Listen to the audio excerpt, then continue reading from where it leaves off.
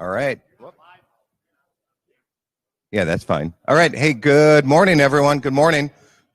Welcome. My name is Jeff Johnson, publisher of Minnesota Real Estate Journal. It's terrific to see so many people out here today at our annual Downtown Development Summit. I understand this morning, I guess, a lady from MHA was telling me that I guess there was some announcement this morning on Carrie Levin about this event this morning. So I'm curious if anybody from the local media will be showing up. I certainly hope they do. So thank you for everybody for showing up today for our annual Downtown Development Summit.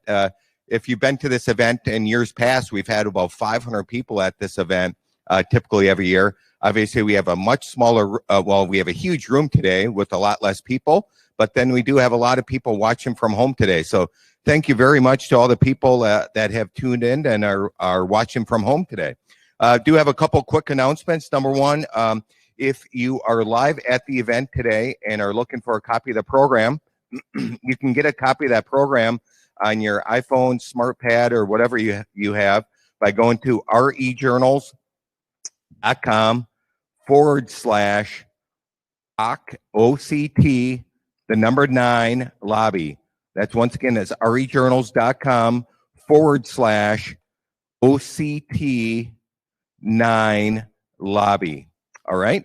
So also want to thank all of our sponsors for making this program successful. Without these sponsors, Minnesota Real Estate Journal, as well as all the trade associations in town, the commercial real estate trade associations, can't be hosting these events. So thank you very much to our sponsors, Mohegan Hanson Architects, Bridgewater Bank, United Properties,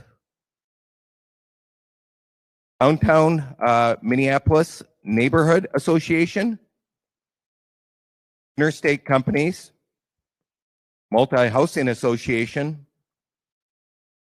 Minneapolis Downtown Council, and the Minneapolis Regional Chamber of Commerce, and Willeden. So please join me for a quick round of applause for our sponsors. All right, thank you. Also, as a quick note, today's event is not approved for, well, it was approved for real estate CE. However, the state of Minnesota issued guidelines at the end of last week that are making it impossible for us, as well as all the trade associations in town, as we're currently set up to offer real estate CE. We're trying to work through this with the Department of Commerce right now, but as of today, the way the program was set up, we're unable to offer real estate continuing education credits. So if you have any issues on that, please reach out to myself, Jay from my team, or Katie from my team, and we'd love to help you out here today. So, all right, we have an awesome program here today. It's awesome that so many people are here live and watching in person. What a great topic. We have a great first panel. Please welcome Steve Kramer with the Downtown Minneapolis Council, and the rest of his panel will come on up, and I'll have them take it away. Steve, Dan, take it away.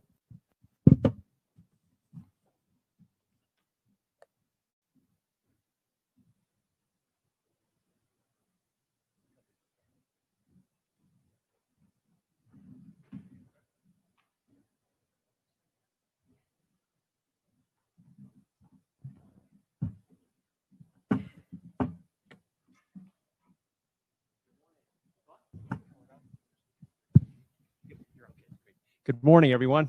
Jeff, thank you very much, and it's an honor to be here, as have been in past years. And I think this, quite right, this is a great panel to get started. And our topic is to just kind of do an overview of the state of the city and getting the city back to work. So I'm going to quickly preview what each of the speakers is going to cover, and then we'll have them all give their remarks and hopefully have some time at the end for questions. So I'm going to start the preview at the far end, and my colleague, Dan Collison, who, among other things, Dan has many jobs, but one of his jobs, fortunately for me, is to be the Downtown Partnership Director at the Downtown Council. And he's going to talk about kind of a specific initiative that stems from the Downtown Council's Intersections 2025 plan, some really exciting development potential in what's called the Root District around the Southwest LRT alignment as it moves out of downtown.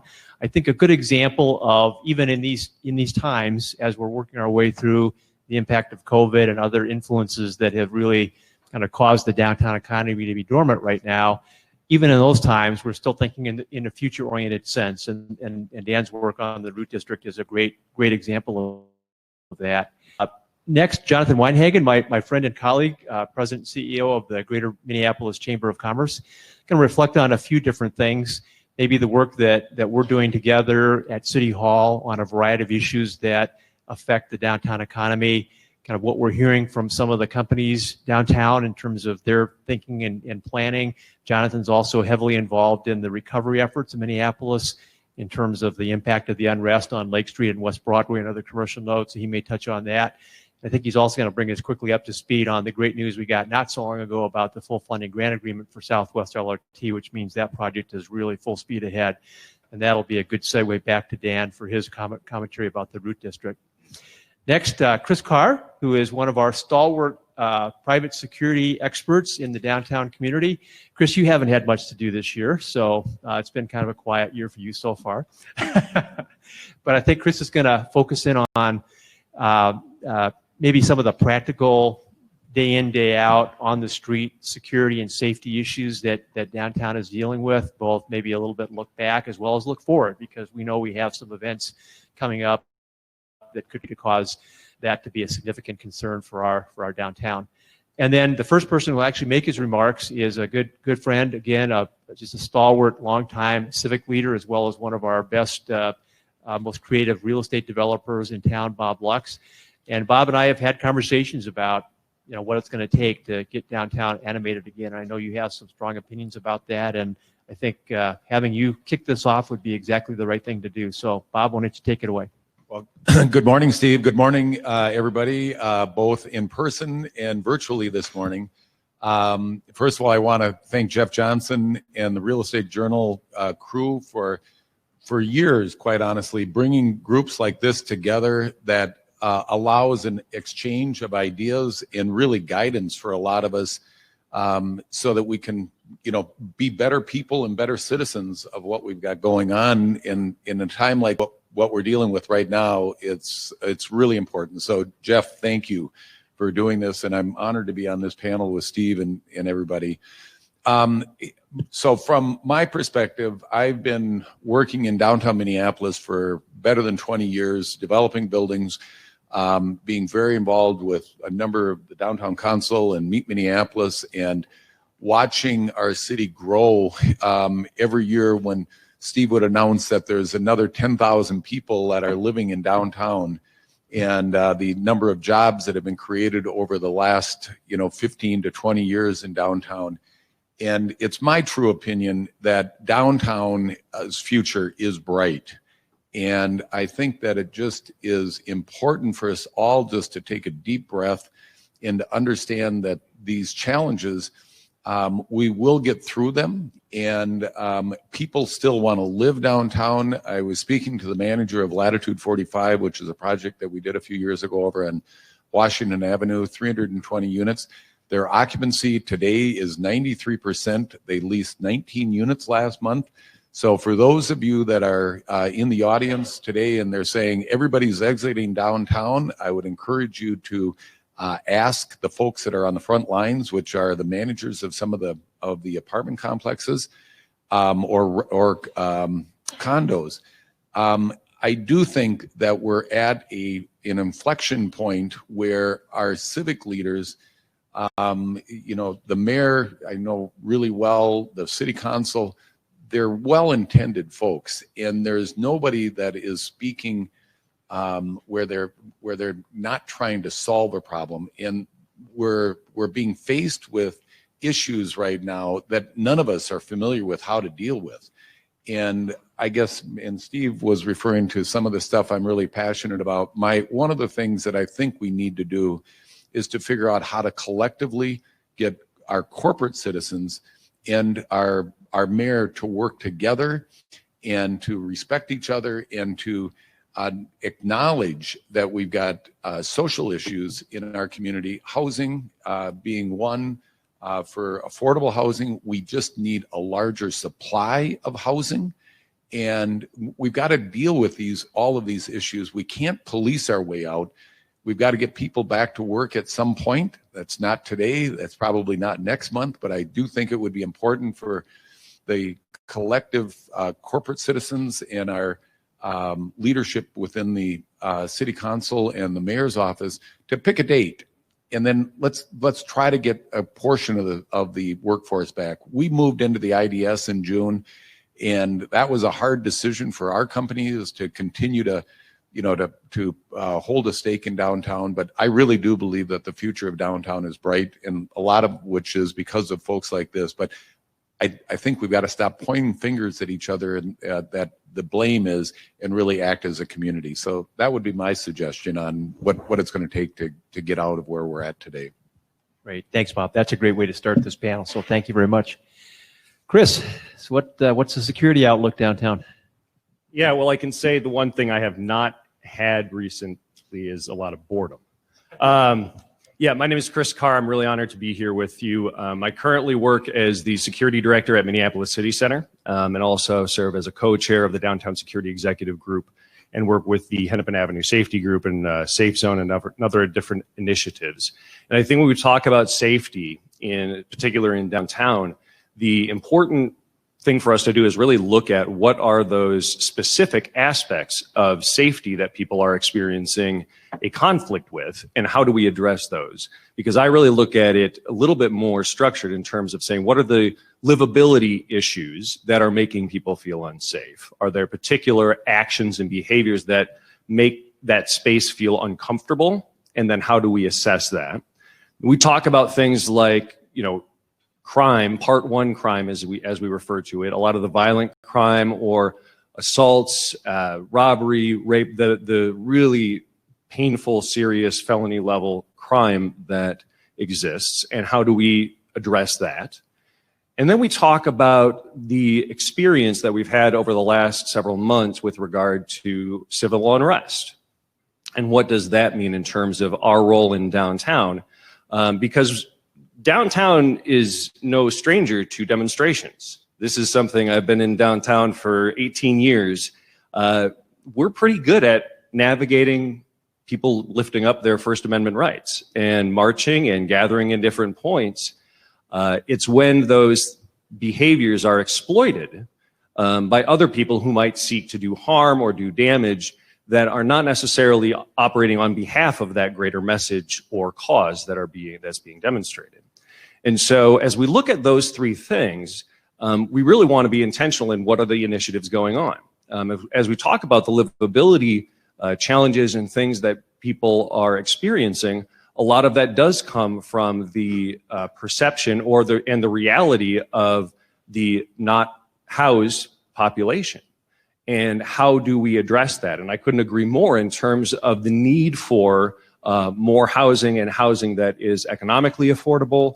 Through the pandemic, we have seen different increases from different populations of those who have been experiencing homelessness. And the lack of resources that people then are experiencing really has created these different types of livability challenges for both they and the population around them. The other thing that we think about within that is the lack of presence, and sometimes we talk about it as the broken window concept, in that some of the actions and behaviors when it comes to livability crime is really nothing new. What we are experiencing right now is there isn't a lot of activity going on around them that are otherwise sometimes not experienced. And so when there is a withdrawal within a lot of different companies and entities, a lot of the corporate entities that we have thousands and thousands of people who are commuting into downtown that are understandably and making good safety decisions with regard to their populations, and people are working remotely, et cetera. But when you have a reduction of that level and just presence of people, what you encounter is this stuff that you may not otherwise see is a lot more visible.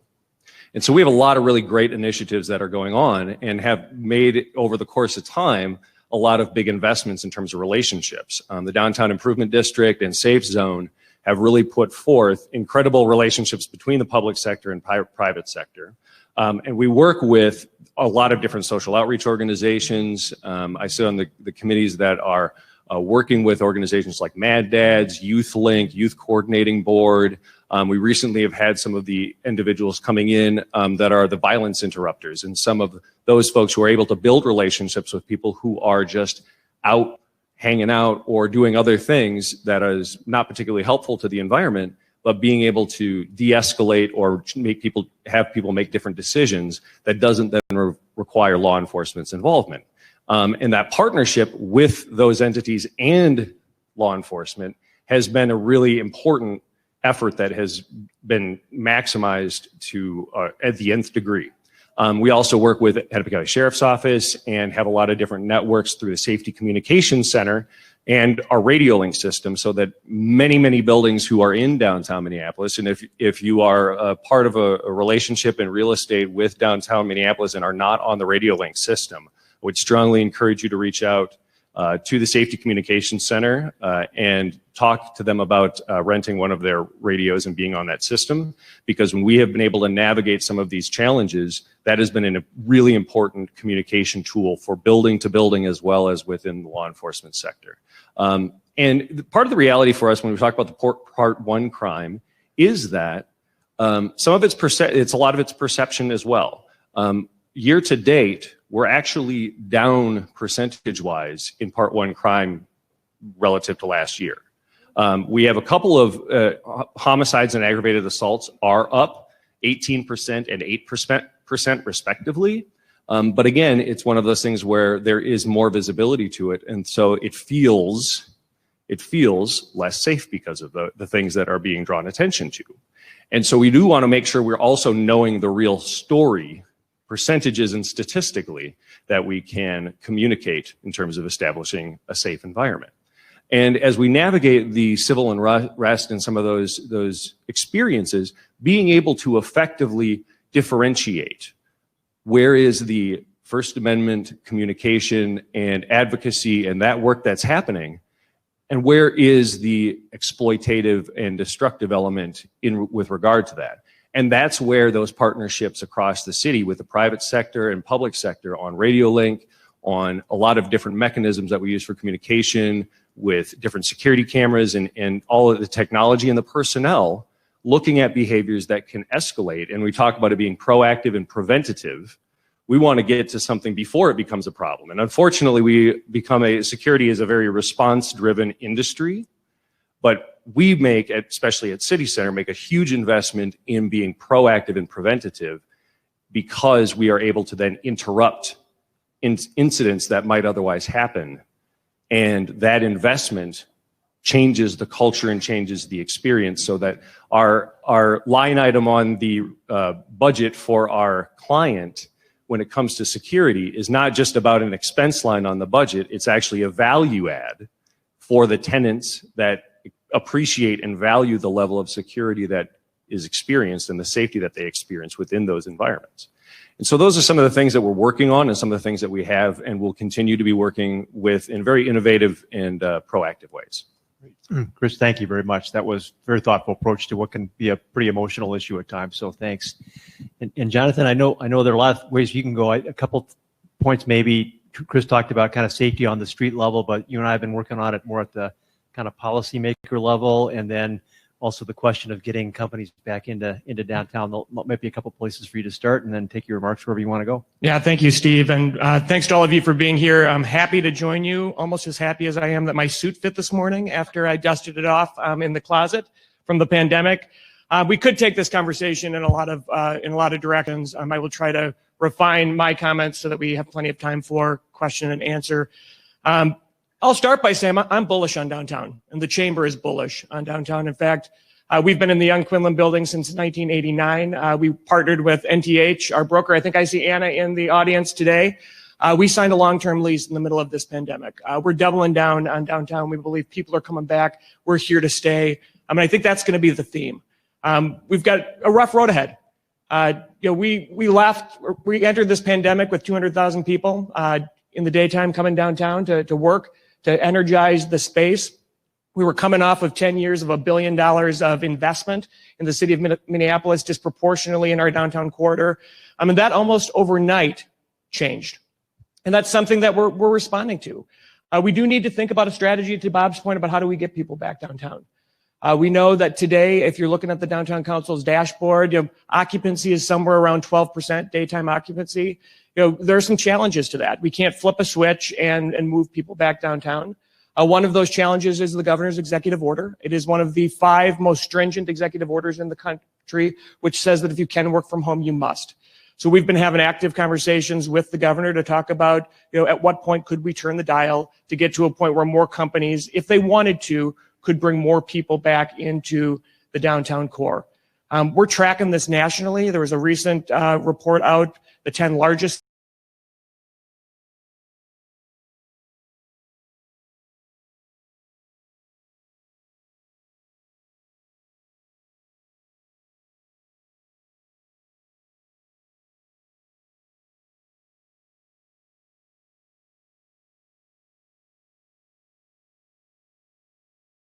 return to the office past January 1st and increasingly to June and July of 2021 because there's so much uncertainty around this virus and there's so many dynamics to your employee population.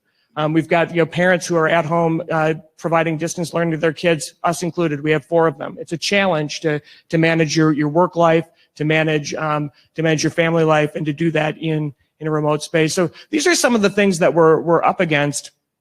But I'm optimistic. We're seeing some wins along the way. 4 weeks ago, Principal Financial announced that they're going to absorb 45,000 square feet and bring 200 jobs downtown. The week after that, Deluxe Corporation announced that they were going to relocate their Fortune 1000 headquarters into downtown. And we're working on a number of other projects. So this notion, and I think it makes for a good headline, that there's a mass exodus out of concentrated urban cores, I would tell you is patently false. We're 6 months into a pandemic. Companies don't make decisions on a dime, and there is a return to the vibrancy that we left in March of this year, and it's going to come back.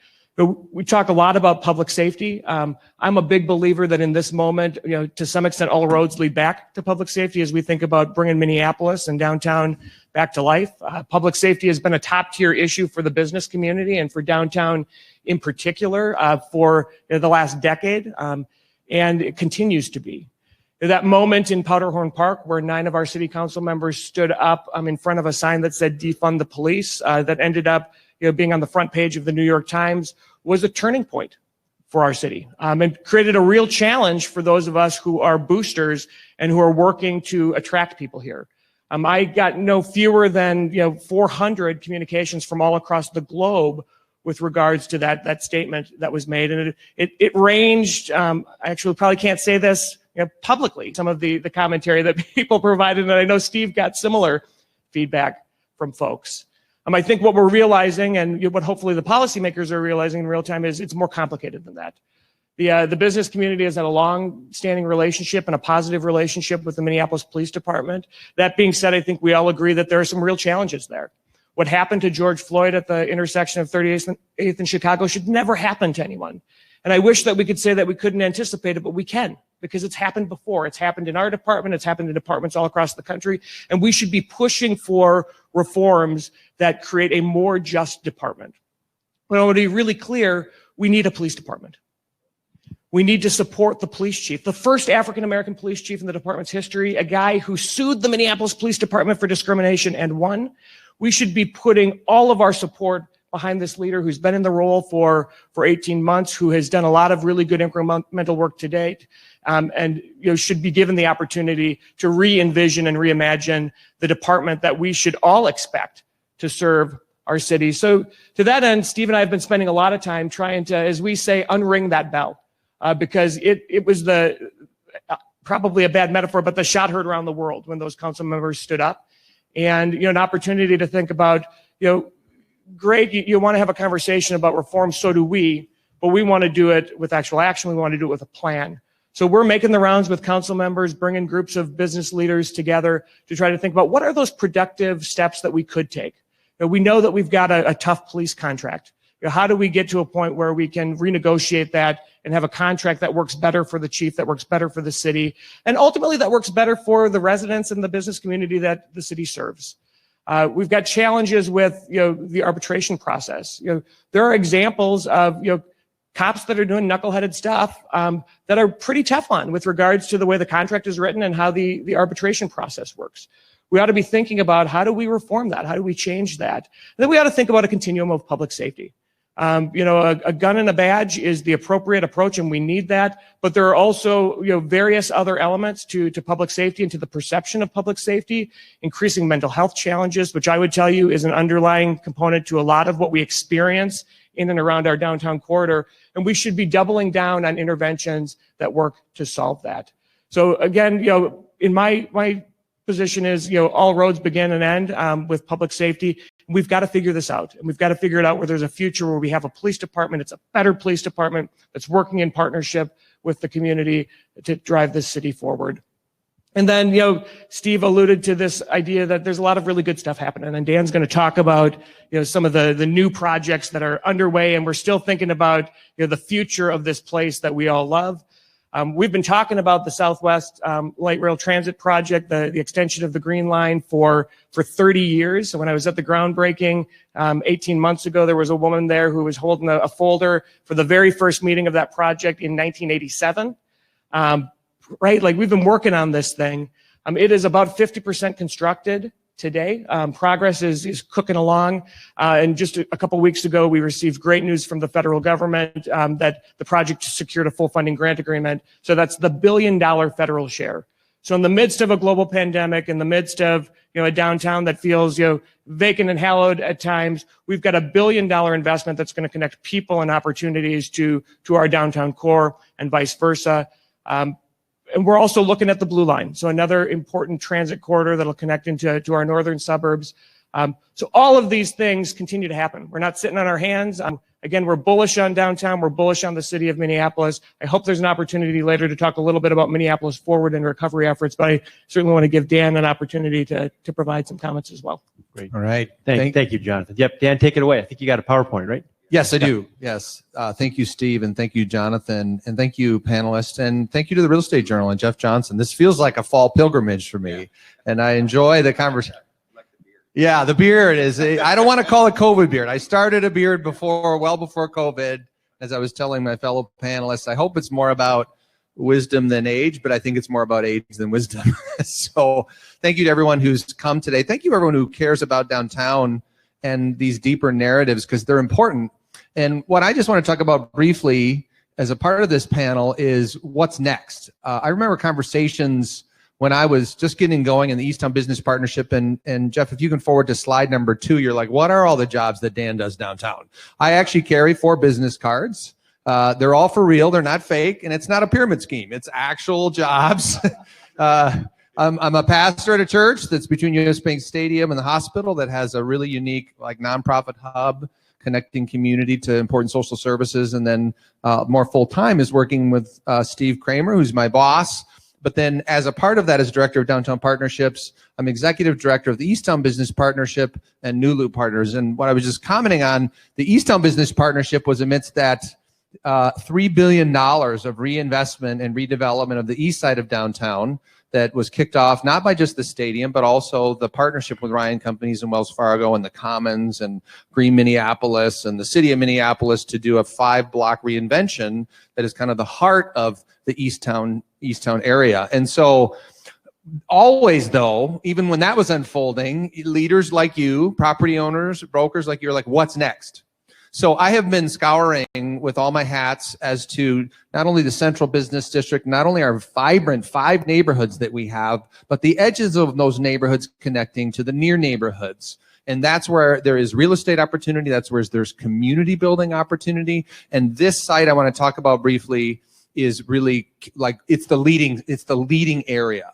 And I do approach this with not only my director of downtown partnerships hat, but also New Loop Partners. You know, who's New Loop Partners? New Loop Partners used to be 2020 partners, and then 2010 partners, and then Hennepin County originally named the design advisory group when they built Target Field. So this is a public-private partnership, very different than just a business association. We have some electeds, we have public leaders, we have public institutions, the Fed Reserve and Metro Transit among them, as well as David St. Peter from the Twins. And so we have people who are influential and institutions that are influential who want to see what's next. The Royalston Station, if you could go to slide 2 or slide 3, please, is at the heart of this area that you can see darkened in, adjacent to Target Field. Let me just read the narrative here. Anchored by the Minneapolis Farmers Market and the forthcoming Southwest LRT Royalston Station, the Route District is comprised of an area approximately 30 acres in size. This area adjacent to Target Field will provide for one of the best opportunities in Minneapolis over the next 25 years for innovative development at district scale that has the potential to harness the power of food, art, and culture. This is a statement that's emerged after 2 years of convening with property owners, with neighborhood organizers, with elected officials, with CPED and the county and Metro Transit and the steering committees that we have leading this area. And I just want to give you a visual. If you haven't been over there, or maybe you went to the farmer's market once or twice and you're like, this is confusing and I don't know where I'm going, I just want to go on you a few pictures. Slide 4 shows you where this $2 billion largest infrastructure investment in the state of Minnesota that Jonathan just mentioned, the first stop after Target Field Station is Royalston. And it lands right there. And I know one of the key property owners adjacent to this is in the room here today. And that is going to be an elevated railway that will come down into Royalston Station and currently drop next to not a lot. There's just not a lot right there. And so it is ripe for redevelopment. I want to highlight across the street, you can't see in the picture, Metro Transit is building a $113 million garage. This is their 6th asset. It is an incredible investment on what was vacant land in that part of the North Loop, bringing a sense of place, bringing a sense of stability. And that is Metro Transit's headquarters, bringing employees and lots of people to and from that area. The next picture, slide 5, is a little bit more of a beauty shot where you can see the skyline and see that this is a near neighborhood district. It is the North Loop. I want to highlight the Route District, the farmers market, is the North Loop. It's the west side of the North Loop where there hasn't been really any development interest for many, many years. And yet we have so much potential. I want to highlight the city owns 30% of the land over here. Multiple public works buildings, kind of nondescript spaces, some garages. CPED's a part of this conversation. They really want to see private investment and rethinking on what this area can be. But to unlock 30% of the land is going to demand a very rigorous sense of how does this benefit the city and its citizens, not just potentially a proposal. So you may know, maybe you don't, there's an array of, almost a library of incredible thinking and planning that's gone into this area. Slide 6, please.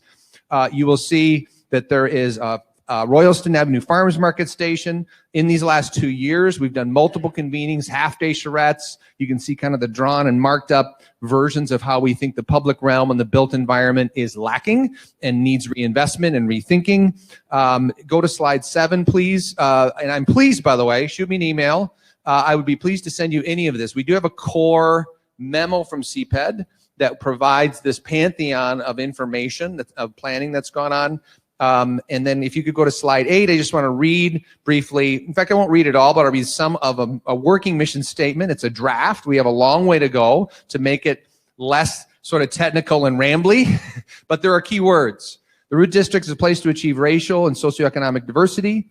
Our mission is to engage deeply in the urban dynamics that interact simultaneously with social and market-driven forces and create more equitable, creative, sustainable, reparative, and regenerative outcomes. We believe cultural and artistic exchange connects people to place and to one another. The rest speaks to the farmers market, nurturing talent, and so on. What I want to highlight here is this is interstitial space between the downtown sort of center and Harrison and Heritage and North and Near North. It is critical that we create this sense of crescendo and density, but also connecting the neighborhoods and those who live there with what might take place. Some project there could be between $3 and $20 billion of reinvestment in this whole gateway side of it, probably more like 3 to 10 billion, and it could take quarter of a century. It may take 50 years, but because the transit has established a whole new hub, it's possible. The next slide, number 9, gives you a few of the names of a very diverse leadership circle We have a broader array of 70 leaders and companies who are participating. This is just sort of a core group of volunteers from multiple organizations representing diverse voices. The 70 larger voices expands architectural firms and developers, also city, county, state leaders as well. Slide 10 tells you that we've got a climate group, an equity group, and a creativity group that are going very deep. We have all the utility companies. We have some equity experts. We have some climate experts. Of course, the HERC is a major asset converting garbage into power in some of the most clean and up-to-date technologies. And then slide 11 tells you we have two task forces that are working on this language, which is challenging to really come up with common meaning. And then community engagement. We want to engage a process that'll be multiple years in the engagement. Really, community engagement never ends, so that when developers engage, seek to assemble land, that you can work with us and we can provide for you hard-earned narrative and even political sense of place that would enable you to navigate the spaces and have a successful project. Final couple slides I just mentioned, and then I'll just leave the deck to be distributed. We have a geo design process that Minnesota Design Center at the U of M is helping us with on slide 6. Slide 7, if you really care to go into the weeds, is we have a mural platform. Everything's digital, right? Of like, what's our progress from 2017 to doors open on 2023, and we're starting to drop a lot of active pieces in this. And then finally, we're not going to sit around. We're going to deploy. And so Jackson Swartz, who owns Hennepin Made, he's an amazing high-end like art glass and lighting expert and co-owner of Hennepin Made. He owns a cafe and event center. And we worked with him to raise money on a mural project with Juxta Art on slide 14. It sort of teased that up. Slide 15 talks about the project. Slide 16, Jeff, you can just move very quickly. We've already raised the money, 26 grand. And slide 17 shows you potential sites. Slide 18 shows you the actual sites, so we're going to do 3 murals on the ground. And then slide 19 shows you a sort of a vision deck of what they're going to be doing. It's literally in the next 2 weeks. And finally, I'll end with this statement on slide 20. Cultural production and programming will be essential in bringing more vibrancy to the district leading up to the Southwest LRT opening.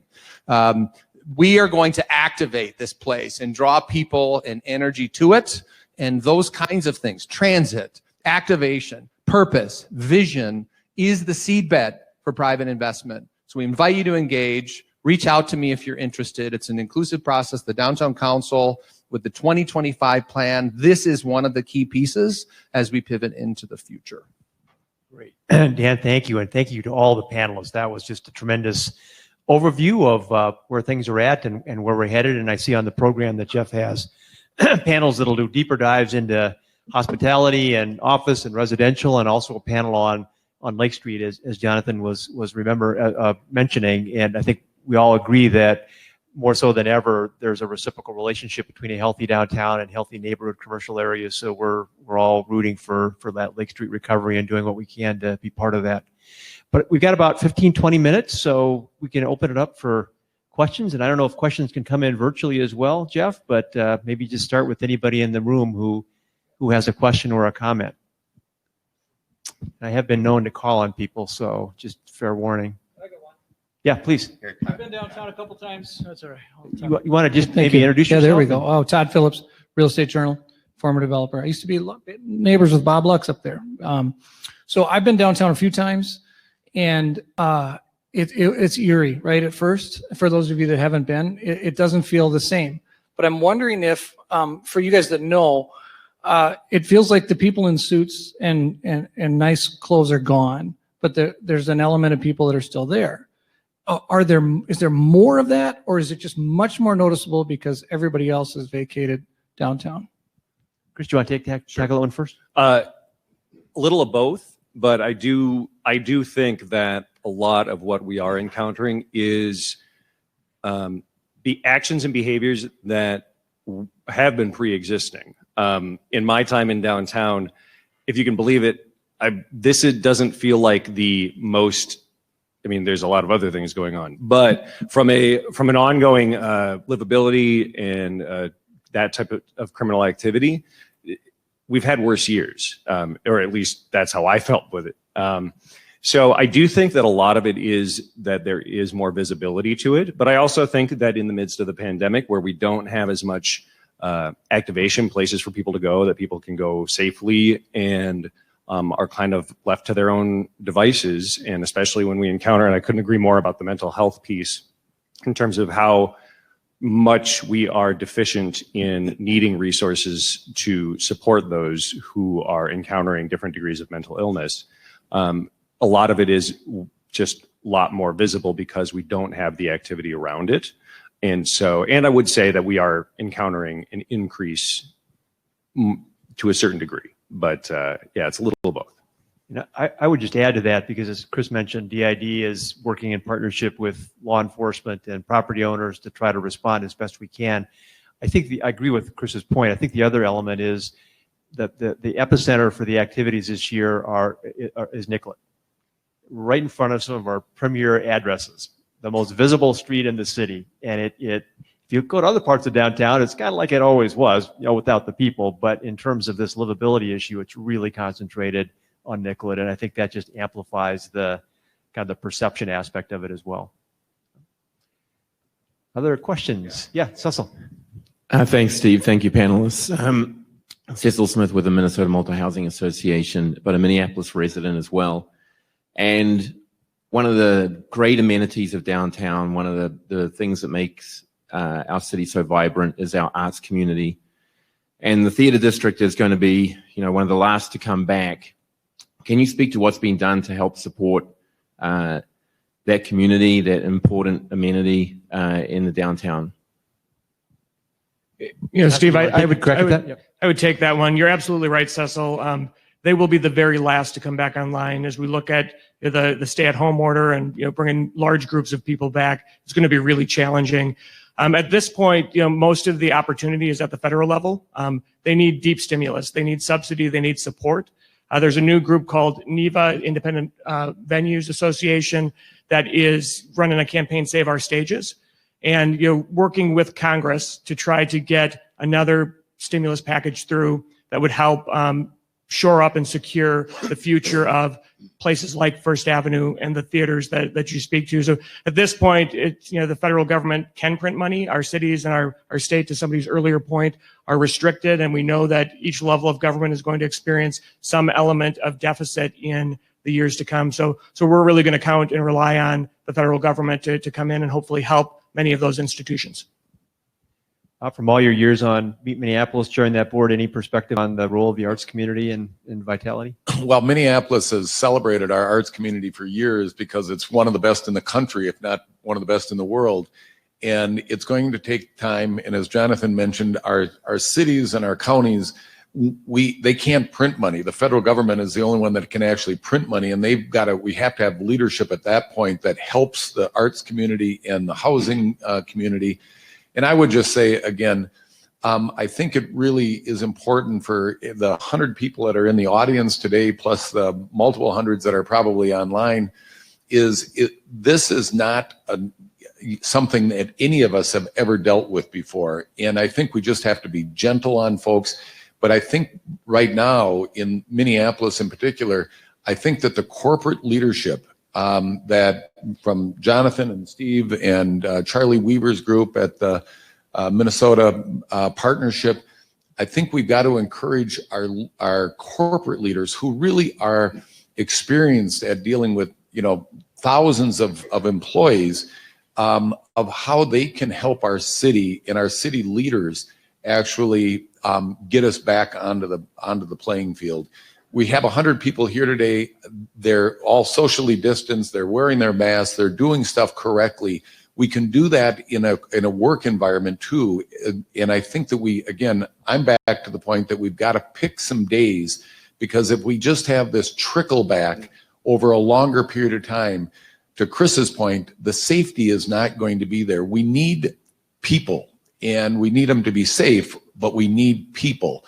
And then, you know, all of the supportive activities, you know, the majority of the folks, I've lived downtown for years and I've been in the community for years. The majority of the problem is of the folks that you witness on Nicollet Mall are mental illness issues and addiction issues. And then now we're getting some of the folks that are just coming into town because they don't have anything else to do. They're just hanger-oners. And we have to help those folks have places to live. And that gets back to the affordability of housing. We need more supply. And Dean DeVolis is in the office today, or in the audience today. And Dean is going to be talking later, I'm sure, about we have to solve the affordable housing issue through technology and through innovation. We cannot rely on the city government to provide, more and more TIF for stuff, and it can't be. We've got to be able to innovate our way out for housing. And so I'm a big believer that the responsibility, in my mind, is clearly on the corporate leaders who are experienced with dealing with, thousands of employees, to help Jacob Fry and the city council, to help them lead us out of this. So it's a community effort. And I one final point here is, Dan, I've known for years.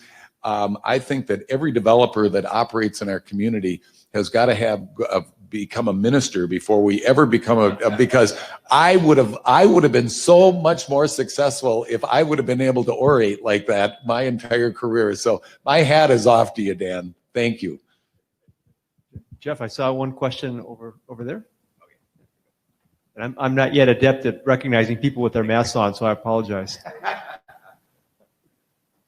I'm just wondering if anybody can speak to the Minneapolis Convention Center and the load of events that are scheduled in the March, the spring, the summer, and what the status of that might be. I can. I'm a former chair of Meet Minneapolis and been on the council for years. It's dismal. The number of events that have canceled off because there is nothing happening. My wife and I live at the Ivy Hotel, or at the residence there, so we're a block away. It is going to take a period of time for the convention center and for people to get comfortable again. And that, is not only the convention center, it's the Hilton and the Hyatt and the Marriott and all of the large facilities and the Radisson Blu here. This is going to be a long struggle to get back. But the leadership at Meet Minneapolis with Melvin Tennant, his team is one of the best in the country. So when it can come back, we do have the folks there that are smart and that will bring us back, I think, really safely. But it's right now, it is very dismal. Other questions? Okay. Is there one virtually? Yeah, hang on. Excellent. Okay. Mary Beth, are you paying attention about how this All right. works? Yeah, hang on one second here. All right. Yeah, exactly. I like that. All right. As a real estate agent selling properties of all prices throughout downtown, what suggestions would you have for me and other agents downtown to calm residents' fear and engage the effort of advocacy?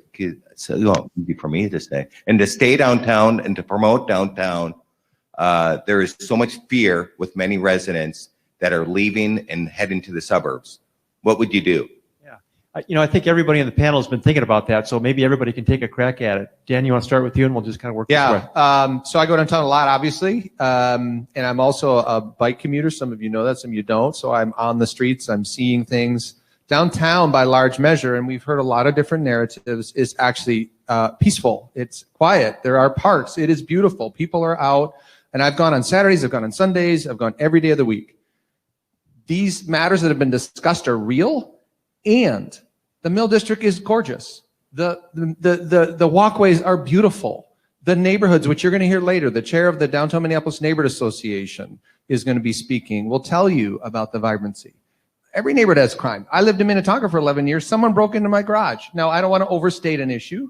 I just want to tell you that my experience when I go down there and I'm filming and I'm walking and I'm biking is beautiful. And it is a complex environment that is still as inviting as it was a year ago. There's just less people and there's less events and there's less hospitality and hoteling going on. But I'm telling you, it is a beautiful place to be. That's my sideline. I think Dan makes a lot of really good points. I would say we're not going to let go of downtown.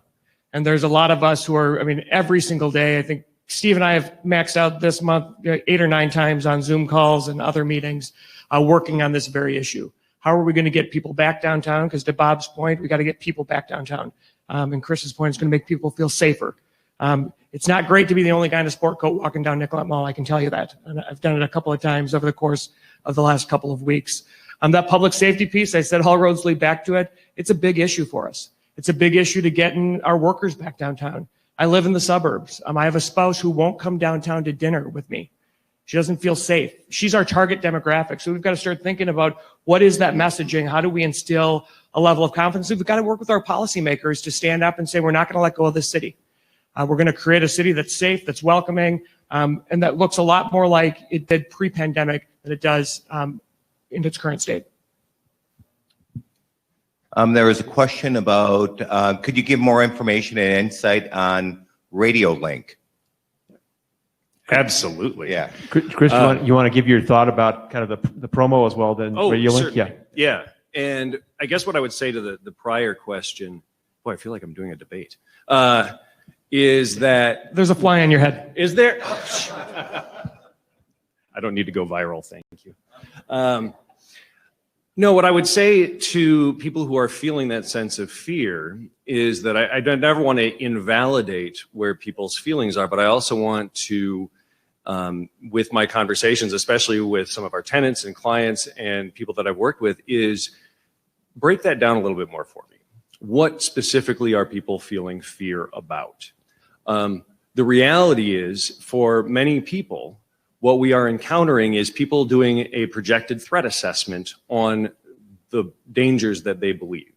And part of what we've encountered, and this is not to pinpoint anyone, but culturally, what we've experienced is that threat assessment has not always been based on effective metrics. In particular, as we are hearing very prominently around issues of racial injustice, sometimes the behavior, sometimes the threat assessment we are doing is unfortunately based on somebody looks different than we do, or somebody is acting a little different than we do, but is not necessarily threatening. And so when we talk about how do we invite people into what is there to be in downtown, I walk around every single day, and I'm most of the time dressed like this or something else. And I make a point of walking up and down Nicollet Mall every single day as I'm doing my work at City Center. And what I hear and see is, yeah, there's people who are doing a lot of different things, who are experiencing life in a lot of different ways. And I tell people that I talk to, especially the new security officers, I said, this is what makes it great. Yes, sometimes it feels uncomfortable, but the vibrancy of downtown is that there is an intersectionality of diverse cultures, experiences, walks of life. And for us to be able to be, again, mindful, but also proactive in the activation of space and be present, lets us participate in that culture that is something we have all bought into and care very much about and want to have happen, but have it happen in a safe way. A quick word on Radio Link, and then we'll give Bob the last word on kind of the overall. Radio Link, 800 megahertz system that at least 75 buildings throughout downtown are on, and those talk point to point with other properties, as well as the Safety Communications Center, which is based out of First Precinct. All of the MPD radios for the beat officers, patrol officers, can be turned on to Radio Link channel, and we can have direct communication across the city. So the prime example of when we've had issues is the unfortunate circumstances that happened around the individual who had unfortunately taken their own life on Nicollet Mall, and then the rumor of how that played out turned into a pretty bad situation. But throughout the course of that day, we had been actively monitoring and looking for the suspect, the homicide suspect, and had been communicating building to building. And we have some WhatsApp chats, and we have some different communication mechanisms, and we're able to find the individual. But we had been watching for this all throughout the day and talking to each other about saying, yep, I'm checking my cameras here. Yep, I saw this person. Yep, they were moving from this point to this point. Okay. And that was what actually brought that full circle. Unfortunately, the next things had happened, but even in the midst of that communication in both a interruptive or proactive standpoint, as well as in response and communicating to other buildings about when to appropriately lock our doors, yep, we've got a group that's moving this direction. Hey, let's secure that point, and letting other people know that might not have visibility into it has been, I couldn't emphasize enough how critical that tool has been. So in order to get onto it, communication with the Safety Communication Center, if you know Shane Zahn, which I think everyone knows Shane Zahn in some way, shape, or form. But if he is the kind of the guru of it all, contact directly with them and they can set you up with the paperwork and getting that radio issued out to your building. Great. Bob, you started us off. Why don't you finish us up with a kind of response about how to think about downtown right now? Well, I would, Steve, thank you. And this is my first interaction with Chris at all, and I compliment you so incredibly, because if I weave together what you were describing and what Jonathan and Dan have been describing, people want to live in downtown Minneapolis. And the reason that we've gone through 10 to 20 years worth of growth is because people love the mosaic of humanity that downtown brings.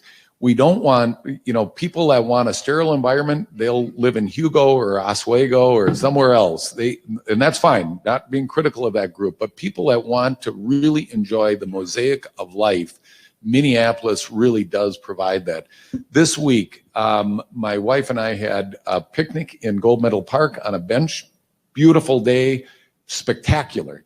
I had folks in from Salt Lake in New York, and they flew in. They're back flying again, and we had dinner on the patio at the Monte Carlo. And for those of you that are your spouses or whoever it is that is scared of coming downtown, I'll tell you, Monte Carlo is as safe as ever, and it was wonderful. And on Tuesday night, we had dinner at the brand new Billy Sushi in the North Loop, and Billy is he is part of the mosaic of the world, and I would really encourage you. This man opened a restaurant. He's from Mongolia originally, and he opened a restaurant right in the teeth of this pandemic, and he is killing it. And he is doing it correctly. So if for those of you in the audience that really want to live in, an experienced life, Minneapolis has a bright future. We've got to work together. Again, not to overemphasize, but I really do put a lot of the pressure on the corporate leaders to get with our politicians and work together on it, and then work together with the police force, because we've got to stop pointing fingers and we've got to make stuff happen. So I'm really bullish on Minneapolis long term. Super. That's a great place to stop. So thanks to all the panelists, and thanks for giving us a chance to talk with you this morning.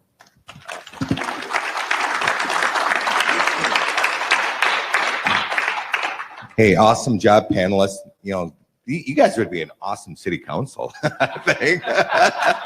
What do you think? I thought you were our friend, Jeff. Awesome. So thanks again very much. I appreciate it. All right. So on to our next panel. We have three great presenters.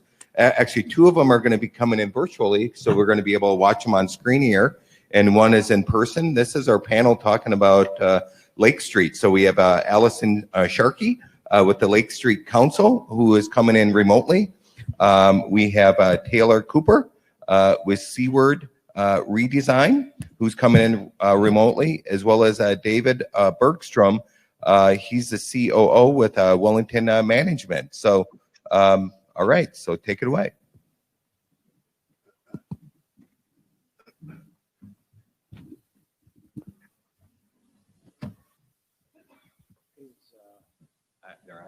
I got Allison. Hi there. Okay, Allison, you're online, so you're starting out. Can we hear you? Can you talk? Yes. Yep, I'm here. Can you hear me? Keep talking, Allison. Keep talking. Allison, just keep talking. Can you hear me? Yeah. Yes, we can hear you now. Okay, great. So Taylor was going to be kicking us off. Is she on yet? No, we'll get her. No, but we will get. She's not on yet, but we will get her on. So Okay. Well, how about if we start with David and myself introducing ourselves. I'm Allison Sharkey. I'm the Executive Director of the Lake Street Council. So I've been in this role for about 7 years, and the Lake Street Council is a business association, a nonprofit that serves the entirety of the Lake Street corridor. We've obviously been focusing a lot the last few months on the rebuilding efforts. I am a resident of the corridor as well. I live in the Powderhorn neighborhood, just south of Bloomington and Lake. David, would you like to introduce yourself? Yes, good morning. My name is David Bergstrom. I'm with Wellington Management. I'm the Chief Operating Officer with Wellington. I've been with the company about 15 years, and we have a number of properties along Lake Street, which I have been heavily involved with ever since we started taking those properties on. Well, how about, so our third person is Taylor Cooper from Steward Redesign, and she must be having some tech issues getting on here. So I can go ahead and get started. Then Taylor is going to give us a little bit more background information about a coalition that we're working in together to help rebuild Lake Street. And then David is going to give us some information about really what Wellington management has been through. They were impacted more than any other single property owner by far. And they have made the decision to reinvest strongly in this community, which we are have been really relieved and excited about. You know, our focus over the last 4 months, well, first of all, let me just say, so there were over 1,500 businesses that were identified as being damaged in Minneapolis during the events of late May and early June. So we've been focusing on the Lake Street corridor and really focusing in 2 areas. One is providing construction support, and the other is providing financial support to small businesses, as well as overall navigation, advising people about what to do, what their next steps are. So we, as you may know, we quickly threw up a fundraising page called welovelakestreet.com. And, you know, it was really a quick decision once the damage started occurring. You know, I think one of us in the office said, hey, do you think that maybe we ought to put up a fundraiser? And we said, sure. And then it raised $11 million, which was, you know, really a shock to us and a demonstration of the commitment, mostly of Minnesotans, mostly of people in the metro area, but also folks from around the world.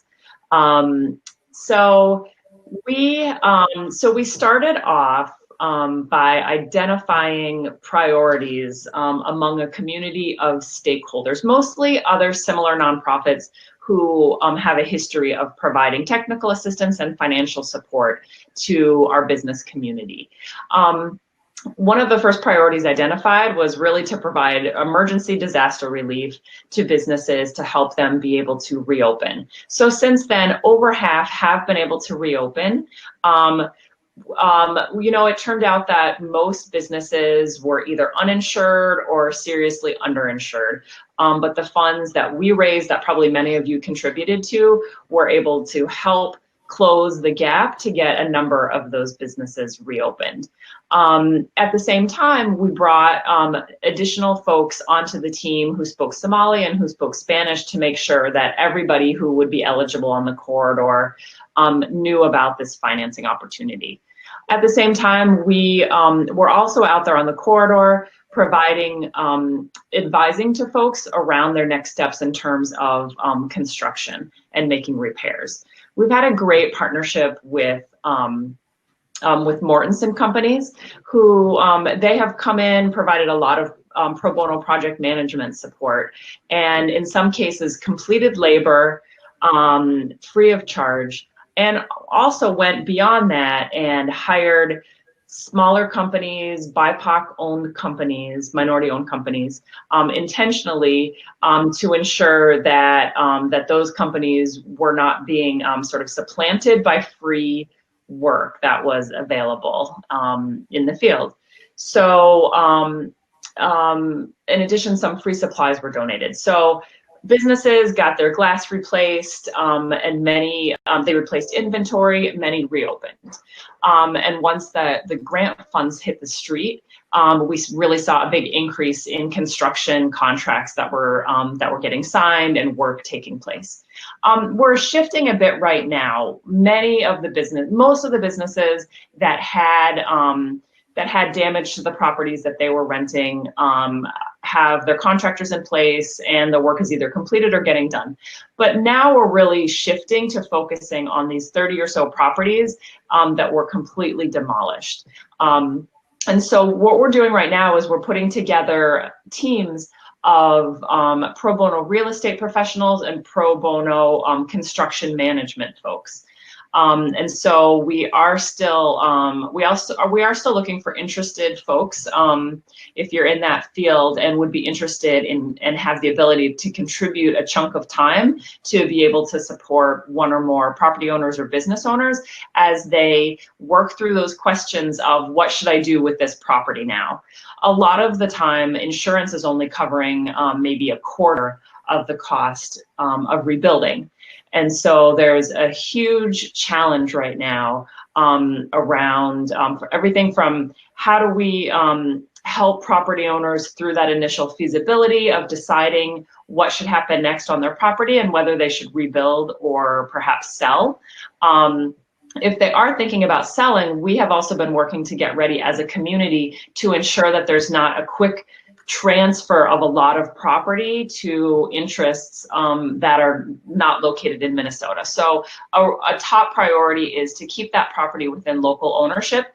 And in some cases, that may even mean local nonprofits stepping in to purchase and hold property until we're able to find end users that are of the community and keeping community values in mind. One thing before I turn it over to Taylor, I just would like to mention that the number one thing that we're hearing from business owners right now is that customers are way down. Just like we heard from the downtown panel that just spoke, there aren't as many people around. People are confused about what's open and what's not. And there are still boards up on some businesses. And so there's sort of a, confusion on customers' part about, where should we go? But I would tell you that almost every business is updated on Google, so it's usually really simple just to look up a business online and see if it is open or just stop by. And we would really ask people to make a commitment to, every time you spend, to think about, is there a way to spend this money with a business in the community that I care about and that I want to preserve, because it is down to that. And so I'd ask people if you can, pick something up for dinner tonight. It's going to be a beautiful day. Eat outside on a patio of an independent restaurant and continue to support us in helping these businesses through this recovery and through COVID. So I'm going to turn it over to Taylor Cooper, who works with Steward Redesign and has been doing a really amazing job in supporting businesses and property owners in thinking through what their next steps are. Awesome. Hi, everyone. Hoping I'm coming through clearly. Sorry about that snafu. So as Allison said, my name is Taylor Cooper. I'm a project manager at Steward Redesign, which is one of the few remaining community development corporations whose service area includes East Franklin, East Lake Street, and Minnehaha Avenue. For the past 50 years, we've been providing commercial real estate development, affordable housing development, and economic development to our service area, which includes largely BIPOC-owned and women-owned businesses. We are currently working with local organizations, including Allison and Lake Street Council, with longstanding history along the Lake Street corridor to successfully heal and rebuild better than it was before. And for us, healing means new economic justice models that center BIPOC ownership, community wealth, and not traditional extractive measures that can lead to gentrification. So I'll go into some detail about what our coalition is made of and the community values that we're working toward. Shortly after the civil unrest due to the murder of Mr. Floyd, our Leadership and Recovery Coalition was on the ground helping cleaning debris. Since then, the coalition meets weekly or biweekly to share in the work of rebuilding not only the structures, but to continue to support the people and thereby the businesses in our community.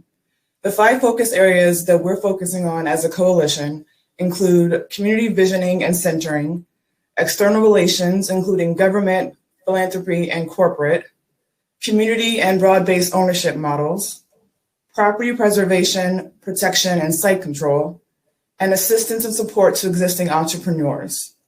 Members of this coalition include Seward Redesign, Lake Street Council, Minnesota Consortium of Community Development, the Neighborhood Development Corporation, Community Reinvestment Fund, City of Lakes Commercial Land Trust, Local Initiative Support Corporation, Latino Economic Development Center, Powderhorn Park Neighborhood Association, the Cultural Wellness Center, Assembly MN, staff support from Minneapolis Downtown Improvement District, City of Minneapolis CPED staff, and the Minneapolis Forward group of the Mayor's Task Force. So all that to say that we've been coming together pretty regularly since the civil unrest, and we are working, leveraging our unique resources and abilities to try and rebuild not only the structures, but also the community that is still there, that is still active, that is wanting to come back. Then I'll explain some of the community values that we all hold dear and that we all are working for, and is the focus of what we decide to do, with the understanding that lots of folks and lots of organizations want to help and want to be a part of what obviously needs to be changed. But it's very important that these community values be first, as opposed to more of the same. The community values of the rebuilding are best summed by the term REACH, meaning racial equity and community health. The coalition is weaving together the power of people, partners, and resources to boldly build true equity across communities impacted by the murder of George Floyd and the civil uprising. Our values include say his name, which means not to forget the unjust murder of Mr. George Floyd. Recovery and renewal, including operating from a place of strength, ownership, health, and wholeness. Measurable progress, that is with, for, and determined by BIPOC persons. Wellness is key, meaning our community need be made whole. And finally, to center BIPOC voices, including investments.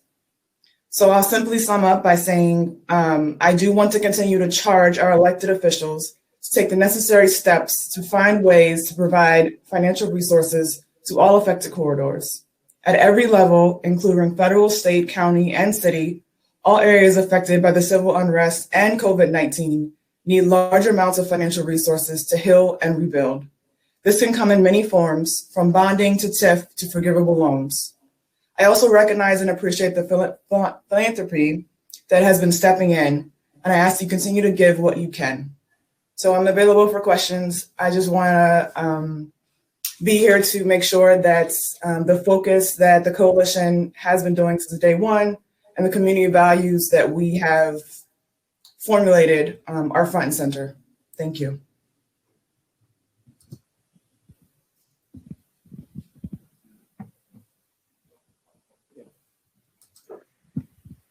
Let's turn it over to Dave Bergstrom now to share a little bit about what you guys have been through and what you are committing to.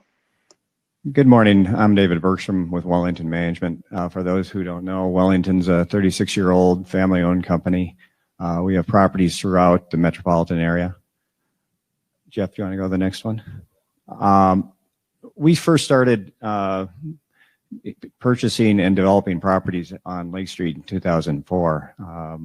Over the last 16 years, we have added 4 more projects. We were up to 10 buildings, 1 under construction, 9 other ones occupied or in use. when the riots started. Next one, Jeff, please. So this is 2 weeks before the riots.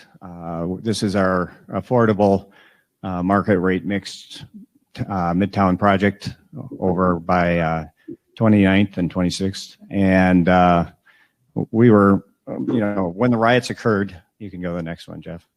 The roof was on this building, and this is what the building looked like about 1 a.m. on May 29th. That night, we lost 3 of our buildings. We had 7 buildings that were damaged between 7 additional buildings that were damaged from, just getting tagged with graffiti to having to rebuild the whole interiors because of rioters inside the buildings and sprinkler systems being set off and other things happening. Next one, Jeff. This is where we are today with Midtown. This was taken Monday. One of the real benefits that you'll find from being under construction and having a complete loss. It was kind of funny when we first met the adjusters out there the next day. They said, "Oh, this is good." And we're thinking, what? This is good? And they said, yeah, this is total loss. It's so much easier. Total loss, we can rebuild this. And it turned out to be true. Within 2 weeks, the insurance company had said, okay, you're right, total loss. We had to take this back down. That fire was so hot that we had to take it back down to the footings and replace the footings all the way back up. So since, basically mid-June, we are now almost done with the podium. And, that really makes a big difference. If you look up in the upper right-hand corner of the photograph there, you'll see a couple pad sites. One was our Wendy's, which because that was a total loss, but it was an older building. And the other pad site is an AutoZone.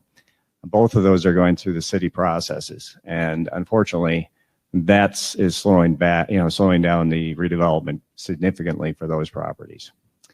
Next one, Jeff. High Lake Shopping Center, 149,000 square foot shopping center, our largest building there, approximately 92,000 feet. This was also May 29th. This is taken in the afternoon. This is a case of the partial, damaged and, how you deal with this. We had, as you can see on this photo, that building is pretty much fully destroyed, but it took us 6 weeks wrangling with the insurance companies, the structural engineers, the other people to say, finally, yes, all but one portion goes down and we rebuild it. You go to the next slide, Jeff. This is where we are today. Actually, this is Monday. And today is a great day because we are starting the footings and foundations on this property today. And, it will be next summer before this is up and operational, but we are, committed to this area and we're moving as fast as we can. I think, Lake Street is the economic engine of South Minneapolis and it has a lot going for it, but it's going to take a while to come back from this. I'm urging that everybody, pushes our city leaders to say, help these businesses go. We've had some real champions in the city of Minneapolis getting us to where we are today. We've also had a lot of people that are doing business as usual, and it will take a long time to rebuild the street if we do business as usual. Lake Street is a very wonderful, vibrant area. It does need more affordable housing. We have 3 affordable housing projects that we've built there in the last 16 years or are building. We plan to do more. But housing is first, and we can't police our way out of the problems that we do find along Lake Street. We need more. We need social services and whatnot, and we all have to push for that money to be spent to help these neighborhoods and to improve these neighborhoods to that level that we all want to visit. Thank you. All right, I have a question online here for the panel. Can you speak more to the tools to ensure community wealth building through local BIPOC property ownership and community visioning to direct the redevelopment efforts on Lake Street? What processes are currently in progress?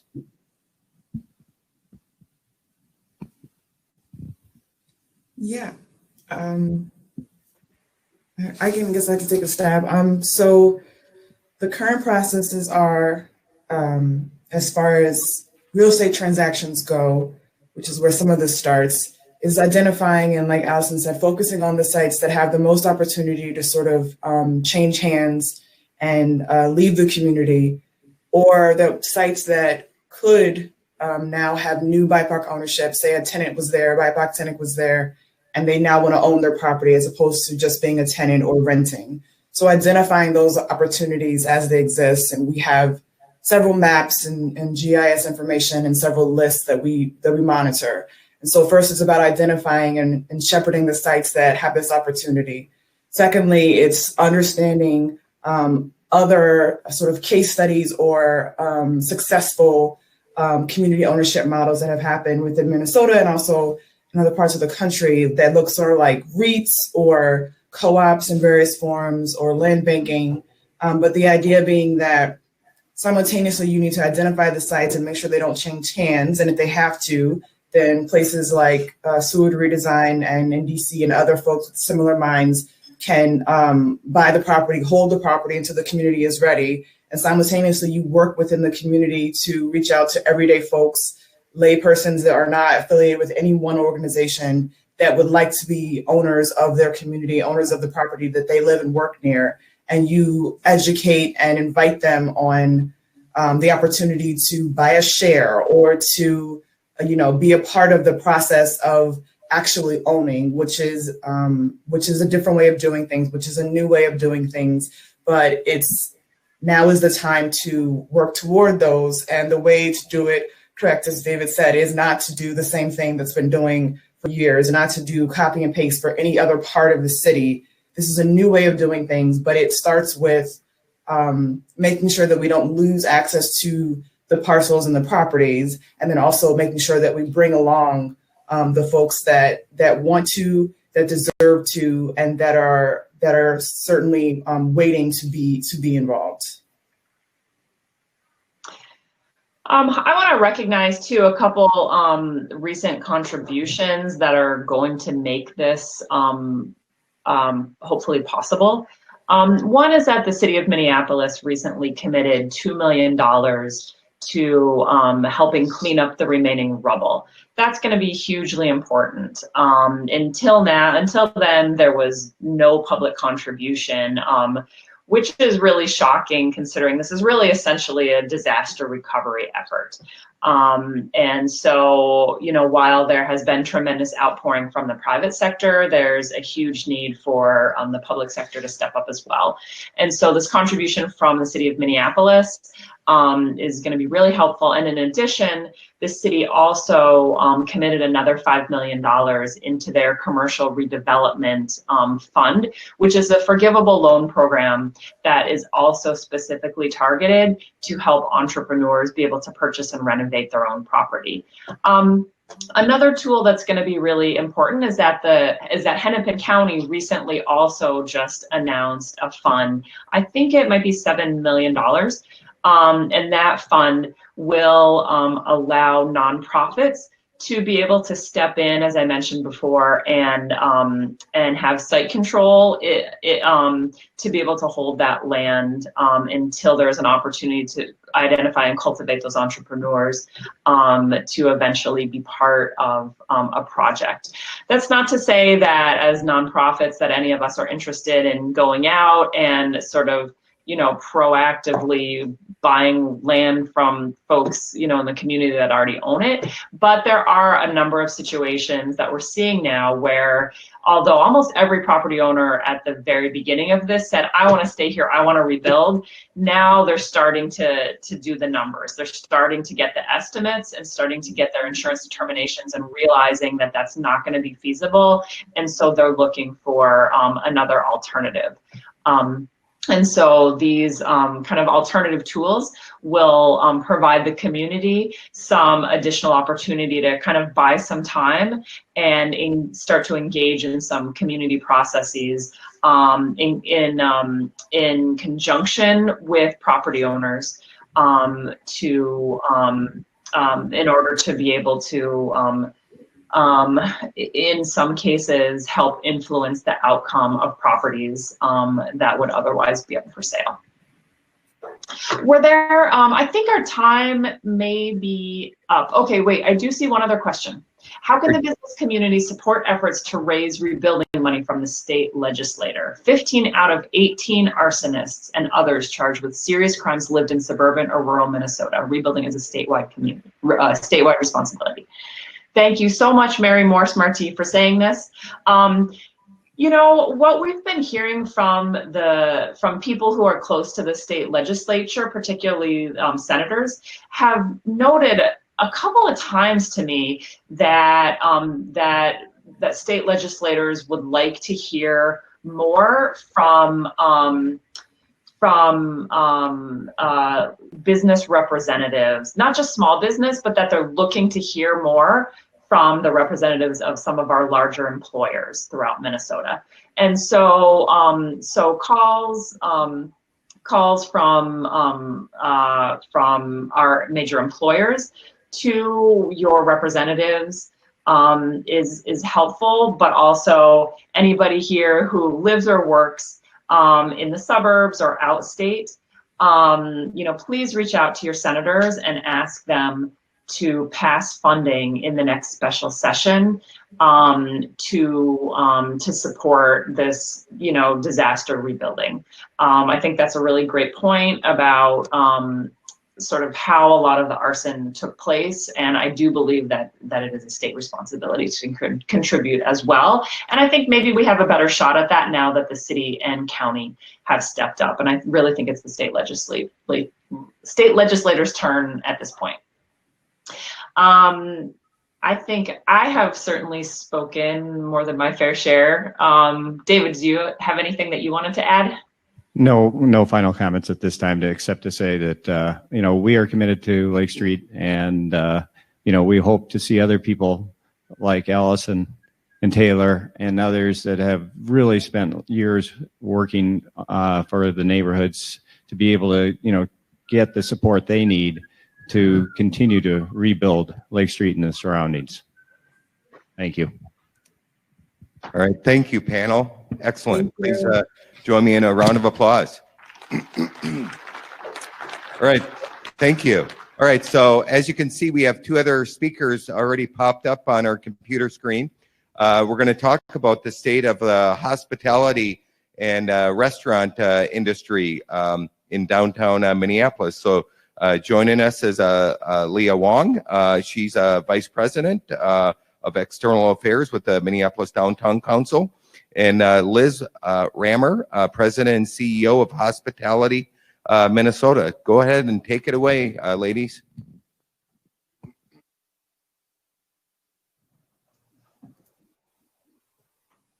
Okay, thank you. Good morning. I'm Liz Rammer, as you heard, CEO of Hospitality Minnesota. And I'm going to start off by giving you kind of an overview of not just the city of Minneapolis, but kind of a statewide update, so you have a sense of where we are, to give some context to the conversation as we look more closely, and Leah will share on the city of Minneapolis situation. Just to give some framing reference, Hospitality Minnesota is the trade association representing really the broad range of the ecosystem of hospitality. So it includes restaurants and food service operations of all kinds, hotels, motels, B&Bs, resorts, campgrounds, outfitters, event catering, all of those kinds of operations are within our mix. And so this is a really critical industry to our state. It's a huge economic driver, supports 300,000 Minnesota jobs, and contributes $6 billion in wages. Again, 1 in 10 jobs is in this industry, and this pandemic has crippled it mightily. It's been one of the highest industries to suffer unemployment and continues to do that. So it's also a critical industry in terms of its economic contribution to be able to provide revenues for operations of facilities like stadiums and other operations that are critical to the infrastructure and knitting together our really the fabric of our communities with all those kinds of in-person events that we're missing very much right now. But again, it's a mighty contributor to the economy in terms of 18% of the state sales tax really comes from this industry. So as this industry suffers, so does our state economy. And I think you'll see a lot of that as we talk further about the special session upcoming, as well as the future legislative session and what we will be doing to help support this very important sector so that it can also help lead the recovery of our state and our economy. So let's see here. I need to move this slide.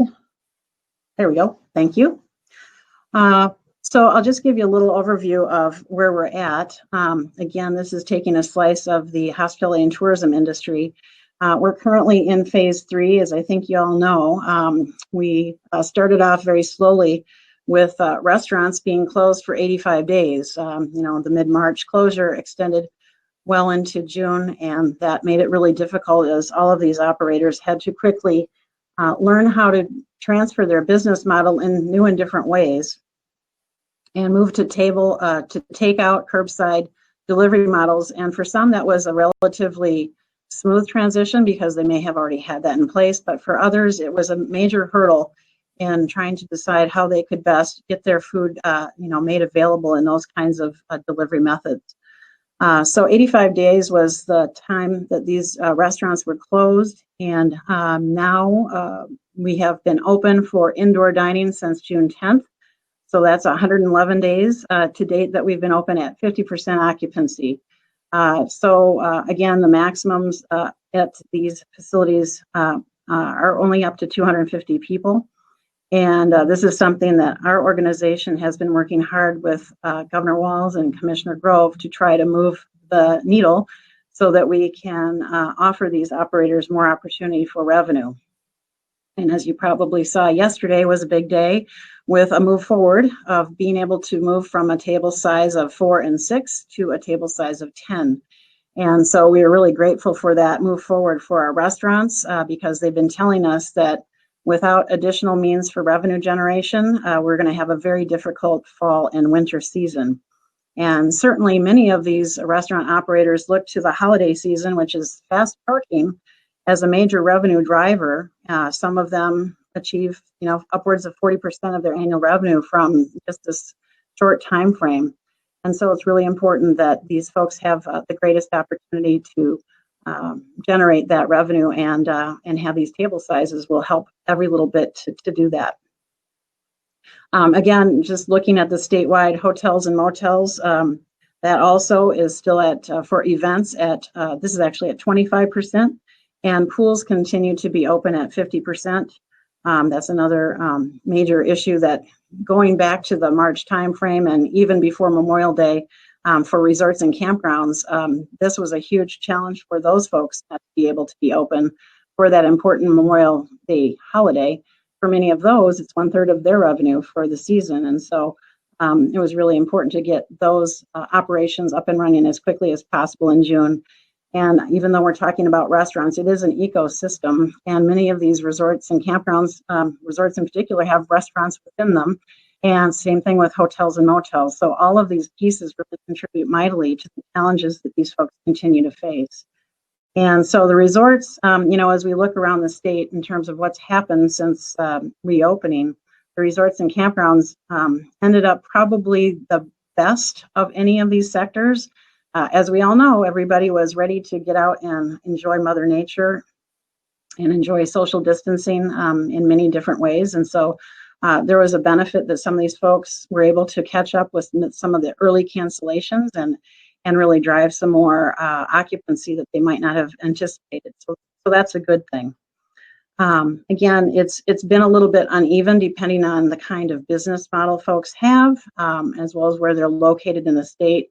Greater Minnesota, I think, has done some better because of leisure travel and going to these areas that people feel comfortable of traveling to. Whereas the downtown metro cores, as we all know, have been severely impacted by the lack of events, theater, concerts, and the like, as well as the civil unrest that has really further shaken some of the consumer confidence in those kinds of downtown experiences. And so we're doing everything we can to help support these businesses so that they can make it to the other side of the pandemic. Okay, the next slide. This is a new study that we just finished with the Federal Reserve Bank of Minneapolis, and I'll share some more data. But as we look at the restaurant situation, it's pretty dire. And this was fielded right after Labor Day. So we just completed the survey last week. So again, before the announcement yesterday for the tables of 10 being included. But you can see there that, if nothing changes, and that means as in no other revenue generation opportunities, no help from state or federal government in terms of supports, these over half of the restaurants report they'll go out of business permanently in 4 to 6 months, and it jumps to 70% if you look farther out to 6 to 12 months. And then again, just to give context of the very important overnight accommodation sector, that too has some pretty dire reports with 4 to 6 months at 30%. And then you've got the 55% saying that this is going to be a potential permanent closure. Again, the long-term outlook, especially for the hotels and motels, travel in general, is really long. We're looking at some reporting not until 2023 or 2024 that things might return to normal in that sector. So all these things, really, it is an ecosystem. They play upon one another. And so it's important that we take a look at how these interchange and interplay together so that we can, again, provide the relevant support that's needed to make sure that they survive to the other side. Then just a couple other data points to share with you in terms of where we're at currently and a little bit about the future state before I turn it over to Leah. Again, as we think of the impact on restaurants, it's been really difficult. And we know that many of them, with the advent of the closure of outdoor dining, today aside, which is a lovely day to be outside, we know that's going to be coming fast to a close. And, places like the city of Minneapolis have been very helpful and accommodating in terms of working through the permitting process more quickly and being more open to help operators reimagine their space outside, being able to accommodate things like tents and yurts and igloos and heaters and all of these sorts of things. So that's something that folks are looking at to try to extend the outdoor dining season. And yet these things do not come without a cost. It's expensive. And when you're looking at restaurants that have a 2 to 3% margin and only able to operate at 50%, that's a huge challenge for them. And then you look at other expenses now with the pandemic, including PPE and plexiglass and other barriers to have to buy and put in place. It becomes an even bigger burden and a huge challenge. And again, with the amount of employment we're looking at, these folks really want to stay in business for many, many reasons. And we certainly want to make sure that their employees are able to retain a job, and we don't have to think about how we manage through unemployment when our state fund is depleted. So that's a critical piece. As we look at, again, the hotel sector, and we look at sales revenue, there were 83% of hotel operators expect sales revenue to be lower through the rest of this year compared with last year. And that's obviously very similar to what we're seeing in restaurants. From our national partners from the National Restaurant Association, they've estimate that we will see about 100,000 restaurants throughout the country permanently closed by the end of the year. And a $240 billion loss overall. So again, just the order of magnitude is enormous. And it's just going to continue if we have a very difficult winter here in Minneapolis.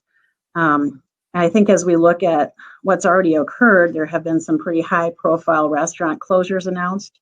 And looking at the list of those that have announced their decision to permanently close or have already closed, we're already well over 60 that we're aware of. And, again, that's mostly from the urban cores that have made some public announcement. There's many, many around the state that are much more quiet about their closing their doors.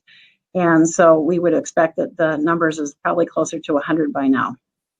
And again, it's really difficult because so many of these people, this is their livelihood. This is hospitality. They go into this business because they love working with people and they love what they do. They love their craft and they love being part of their community. So this is a really critical, group that we want to support and do everything we can to make sure that we manage against some downside consequences that could be even more dire than what we're dealing with now. Because so many of these restaurant operators may have a personal guarantee on their business, challenges to pay their rent, their mortgage, and if they are unable to retain their business, what might be ahead in terms of food insecurity, homelessness, and the like. That also has huge implications from a public health standpoint. So those are all things that we're trying to do now on the front end to make sure we support these businesses to stay in business and remain a going concern and keeping those people employed so they're on the operator's payroll and not the state payroll. So, again, just looking at the federal level, we know that there's an impasse in Washington right now on another round of stimulus. This is an industry that really benefited from the PPP money, but we know from the restaurant operators we've spoken with, pretty much that money is gone or nearly gone. And so looking ahead to see what they can do to make it through the winter without stimulus is going to be a real challenge. So I think it's in everybody's best interest to do what they can to make sure that our elected leaders know how important it is to get another round of support for these important businesses that mean so much for Main Street and for all of us to have a great way of life and to really enjoy all things that hospitality bring. And I think lastly, the really important piece in all this is the safety factor. And, operations and restaurants, hotels and so forth have been really out in front of this since the beginning in terms of putting best practices in place for safe operation, for sanitization, for all kinds of PPE and working with employees, working with now the public that are required to wear masks and so forth. And it's really important to help demonstrate all of these things put in place to make sure that consumer confidence comes back and that people feel now that patio season is closing, they feel comfortable about walking inside a restaurant and having another wonderful experience. And so, again, I think it's in everybody's best interest to support our local restaurants and food service operations, coffee shops and like. And again, really do what we can to make sure that they can make it through what's going to be definitely a lean winter, fall and winter. And we'll hope that Mother Nature smiles on us and giving us a nice, mild winter and a really long fall here that everybody can enjoy some more outdoor dining. So I will stop there and turn it over to Leah. Wonderful. Well, Liz, thank you so much for your important work and leadership. We definitely appreciate that and know that our restaurant scene is such an important part of downtown. And so I will dive a little bit more and really focus on downtown Minneapolis and some of the nuances there. I also want to spend a little time just talking about how our organization is joining with others to really support this industry as well. So as you heard, I'm Leah Wong, the Vice President of External Relations for the Minneapolis Downtown Council. Really pleased to be part of this important conversation about our restaurant and hospitality industries. Those industries are so vital to the downtown experience. They're expected by our residents, employees, and visitors. And this industry is truly what helps to create that magnetic pull to downtown Minneapolis. It's the heart of our downtown experience, and it's what draws people, employers, and investors to Minneapolis. So as our organization works, many of you know that we are a business-led, membership-based organization focused on creating an extraordinary downtown for all who live, work, play, visit, and explore. For over 60 years, we have worked to help downtown thrive because of our mission and our focus.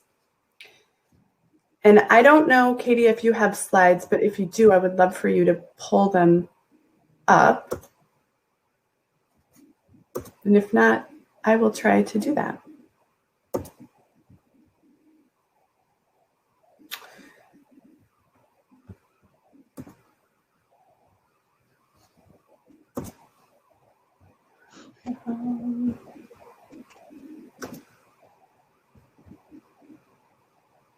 Let's see.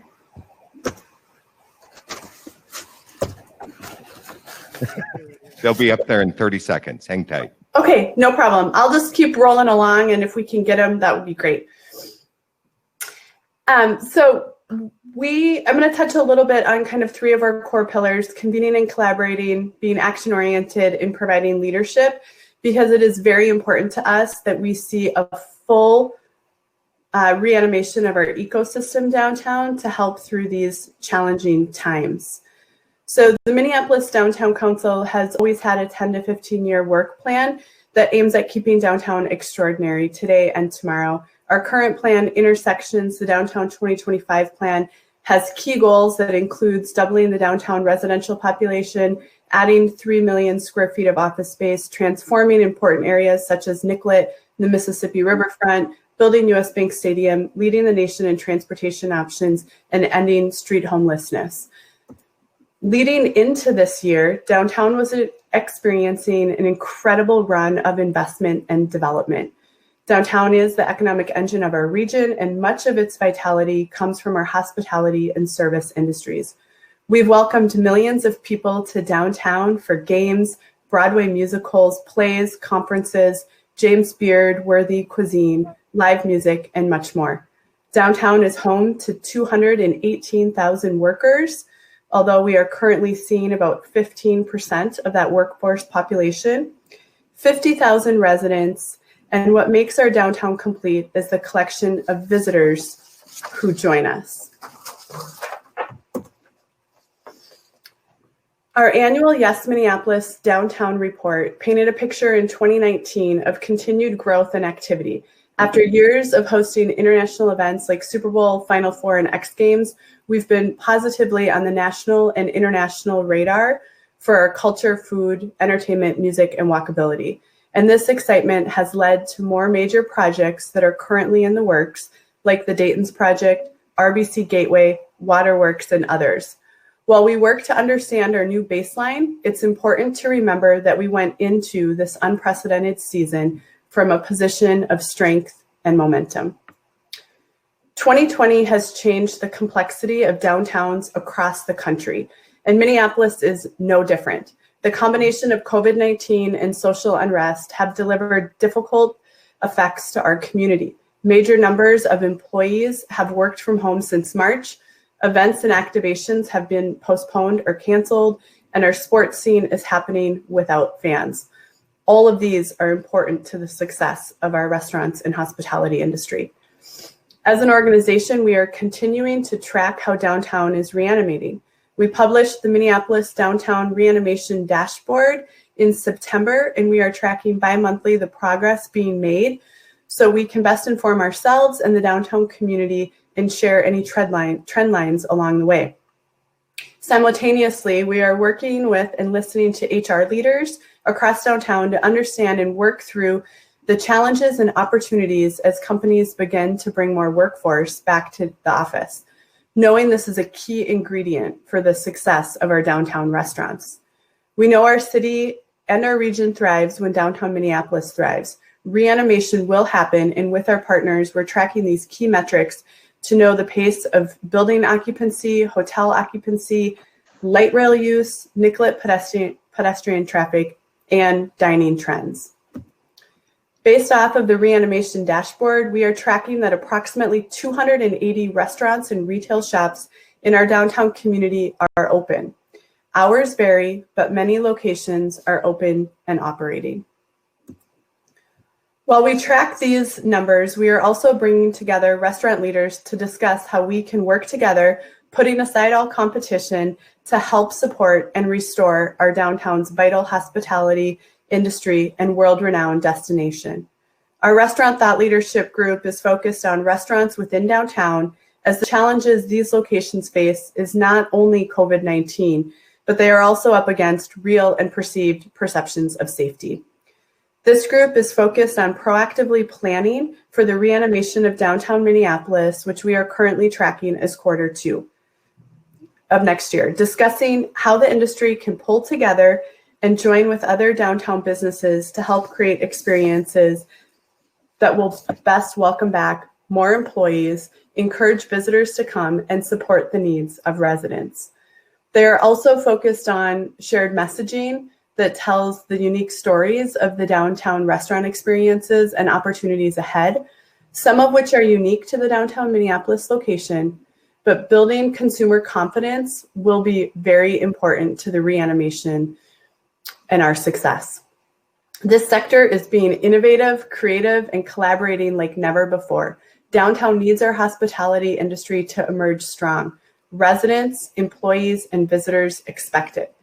I'd encourage you to come alongside and work with the restaurants so they can maintain their locations during this difficult season, as they are a critical part of the downtown experience and success.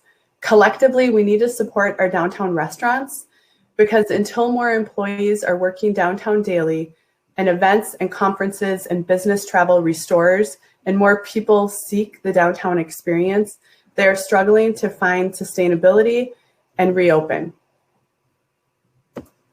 COVID is only part of downtown story in 2020. Some restaurants along Nicollet still have plywood on their windows from recent social unrest. And while these will come down, there's important work being done around safety, social unrest, and racial inequalities.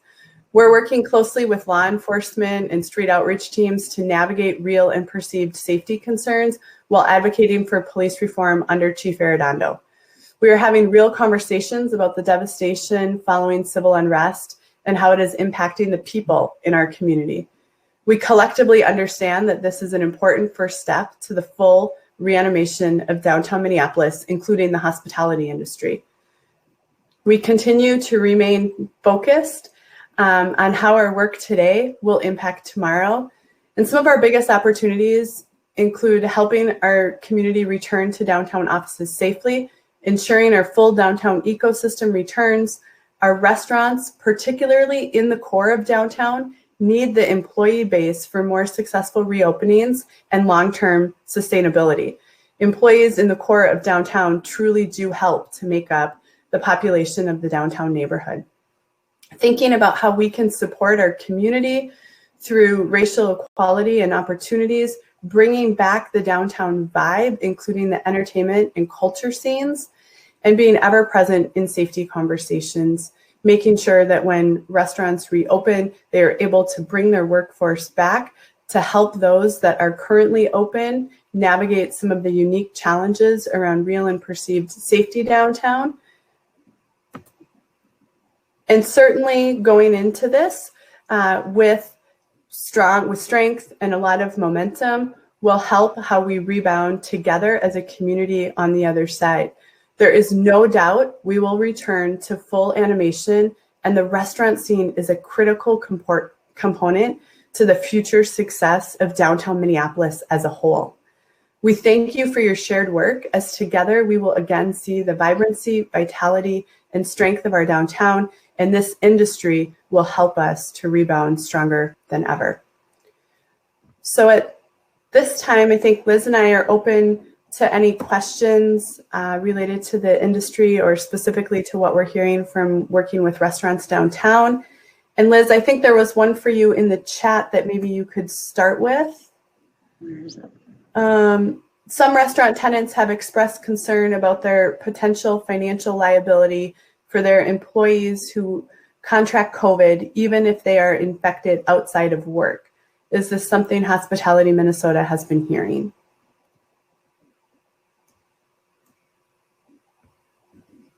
Oh, I think you're still on mute, Liz. Technology, we love it. Can you hear me now? Yeah. Okay. Boy, is that the most overused phrase or what? But it works.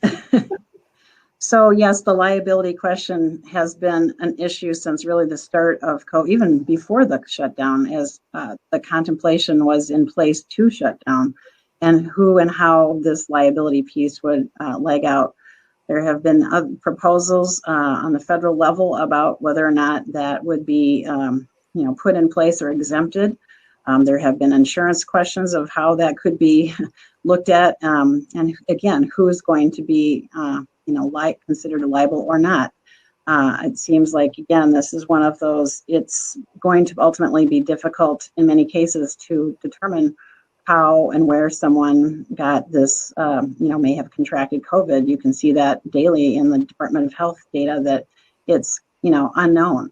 And so this is part of the challenge, I think, that will continue in the dialogue. But these are pretty unprecedented times to have this kind of situation in a pandemic that people are navigating and really doing their best in all cases to make sure they're keeping their people safe. And I think as you consider hospitality and we talk to operators across the spectrum, their biggest asset are their people. The employees are cherished and they're part of the team. And so they want to make sure they're doing everything possible to keep their employees safe and in turn to keep their customers safe. And so those are some key components that will continue. And I guess we'll wait and see where the liability issue will land ultimately.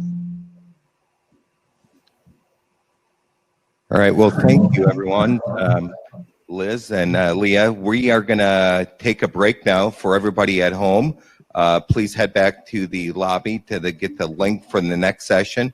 Everybody here, we have refreshments in the back of the room and restrooms are out back here. So let's do about a 10-minute break. Thanks again, Liz and Leah. Thank you for having us. Thank you.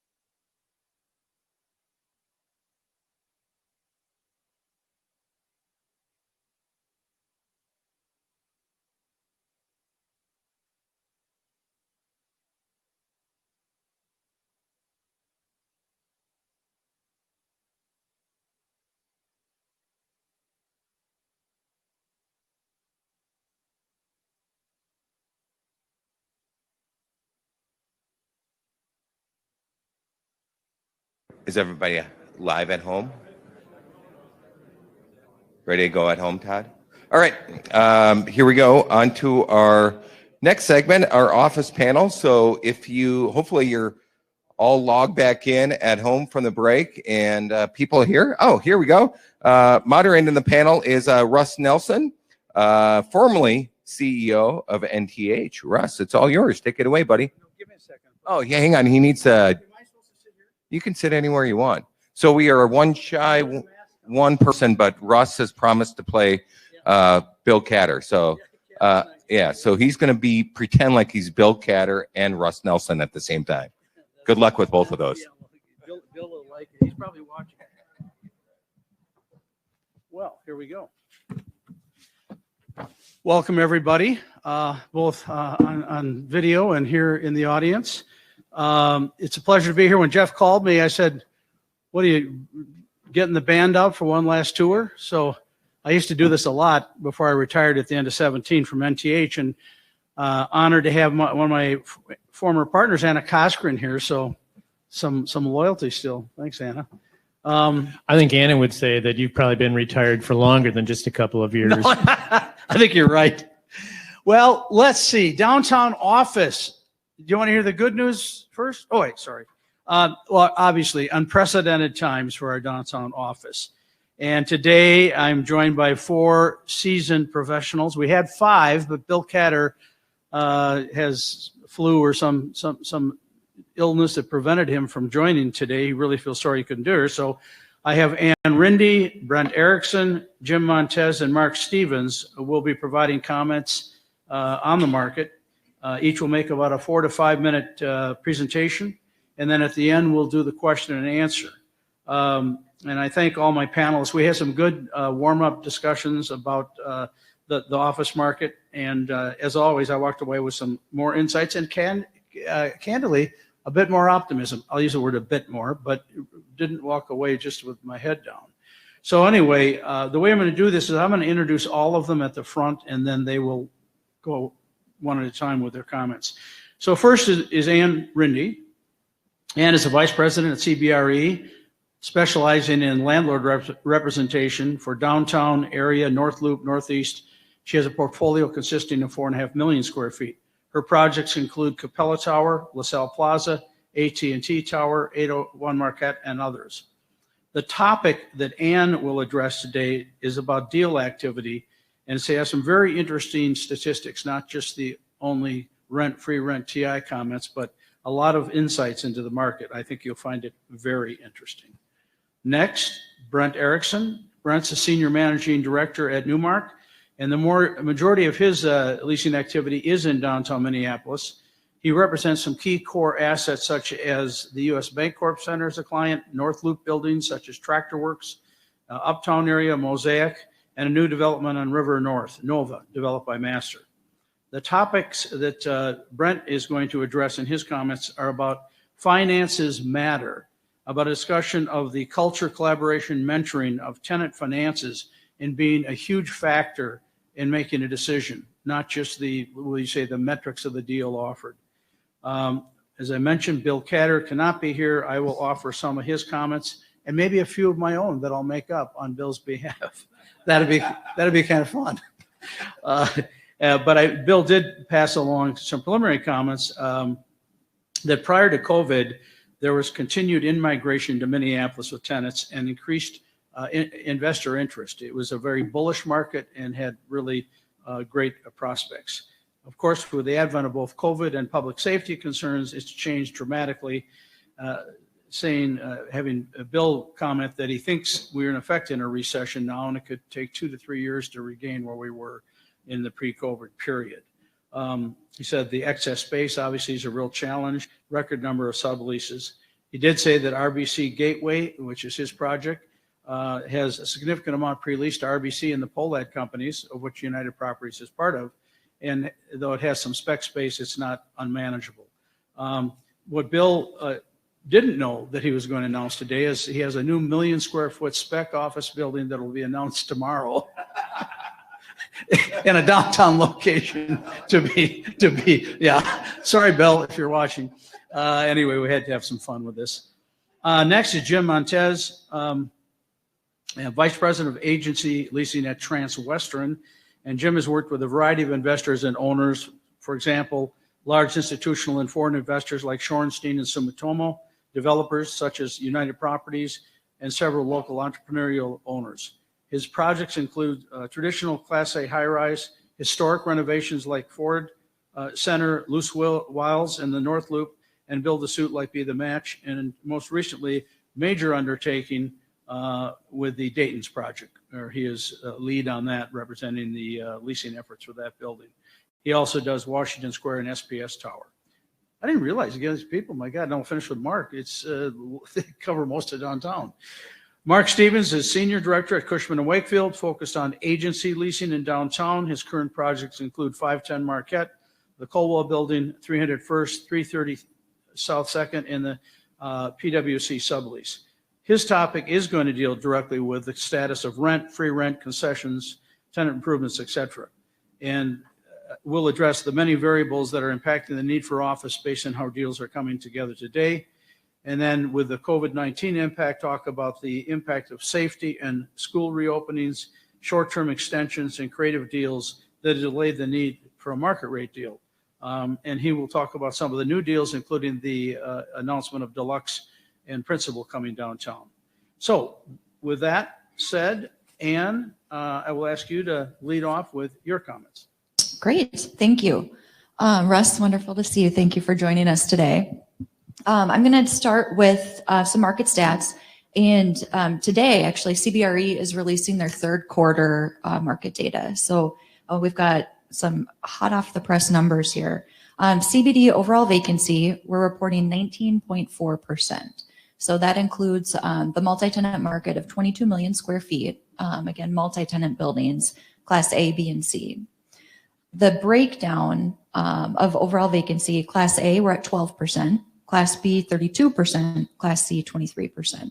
Now, how that compares to previous quarters, no difference. Our first quarter overall vacancy downtown was 20.1%.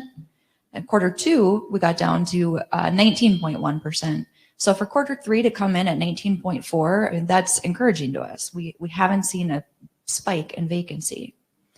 On the absorption side, third quarter absorption, in total, there was 8,025 square feet absorbed in the market. Class A saw 18,678 square feet positive absorption. Class B, 6,694 square feet of positive absorption in the third quarter. So that means year-to-date absorption downtown, 90,970 square feet of positive absorption. We've got more space leased today than we had at January 1st, 2019. What this tells us is the absorption is less impacted by the economic downturn. And it's really given the strong 2019 that we had and the strong first quarter in particular. We'll talk about some of the major deals that were signed, but that's encouraging. I think Leah made the comment earlier that we really started this year from a position of strength, which is helping to isolate the market as we're experiencing certainly some downturn.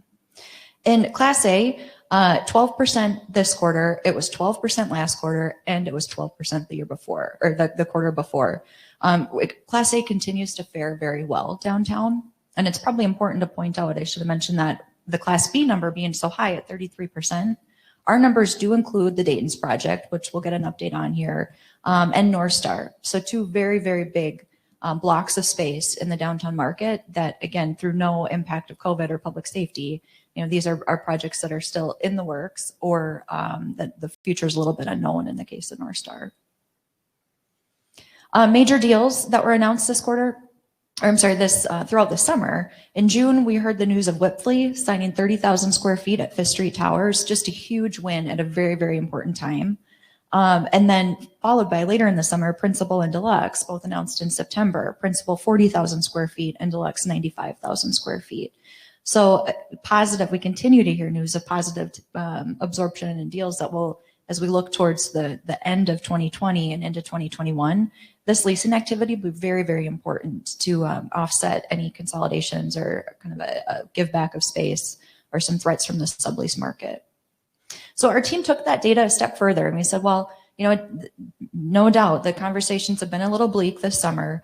What have we really seen? If we total up and just look at the deal activity and the numbers beyond vacancy and absorption, but real-time leasing activity, what are we seeing? So we took our data on about a 4 million square foot portfolio, and then our friends at Cushman, JLL, and Newmark all provided information. I'm going to call Jim out here. We do not have the Transwestern data. Hopefully that means he was too busy doing deals all summer to get those numbers included. But in total, it feels like it's a pretty good representation of about 75% of the downtown market. And we went in thinking we're probably going to see a lot less transactions signed, and it's probably going to be for shorter terms. And I'm very, very happy to share that really isn't the case. Amongst our firms, we counted a total of 68 deals that were completed in 2020. And the total square footage on that is basically 1.4 million square feet. How does that compare to 2019? We asked that same group of individuals to give us their counts for the year of 2019. 2019 had 133 total transactions completed for a total of 1.15 million square feet. So already here we are, early October, and we've had more leasing done by way of square footage. Our larger tenants are making decisions and signing leases. The deal count, about half of what we saw last year. That's something that we know there are a few more in the works. It's going to be probably less total transactions, but again, that it's a number that we were surprised to hear and pleasantly surprised. Then we broke that down further and we said, well, of the 68 deals, what is the breakdown between how many tenants are renewing downtown and how many are new, or signing new deals and moving downtown? And the breakdown was 63% renewals, 37% new deals. Even more surprising to us is we asked for the timeline of when those were signed. And we found that 44% of the 68 deals were signed basically prior to March 15th, and 56 of them were signed during COVID. So again, really comforting to see that tenants are making decisions and signing leases even during the period of work from home. 24% of the leases were 3 years or less, under 36 months. And the balance of them, 76% of those leases, were commitments, lease terms that were longer than 3 years. So again, really, really comforting to say that people are taking a longer term vision and a look at their real estate.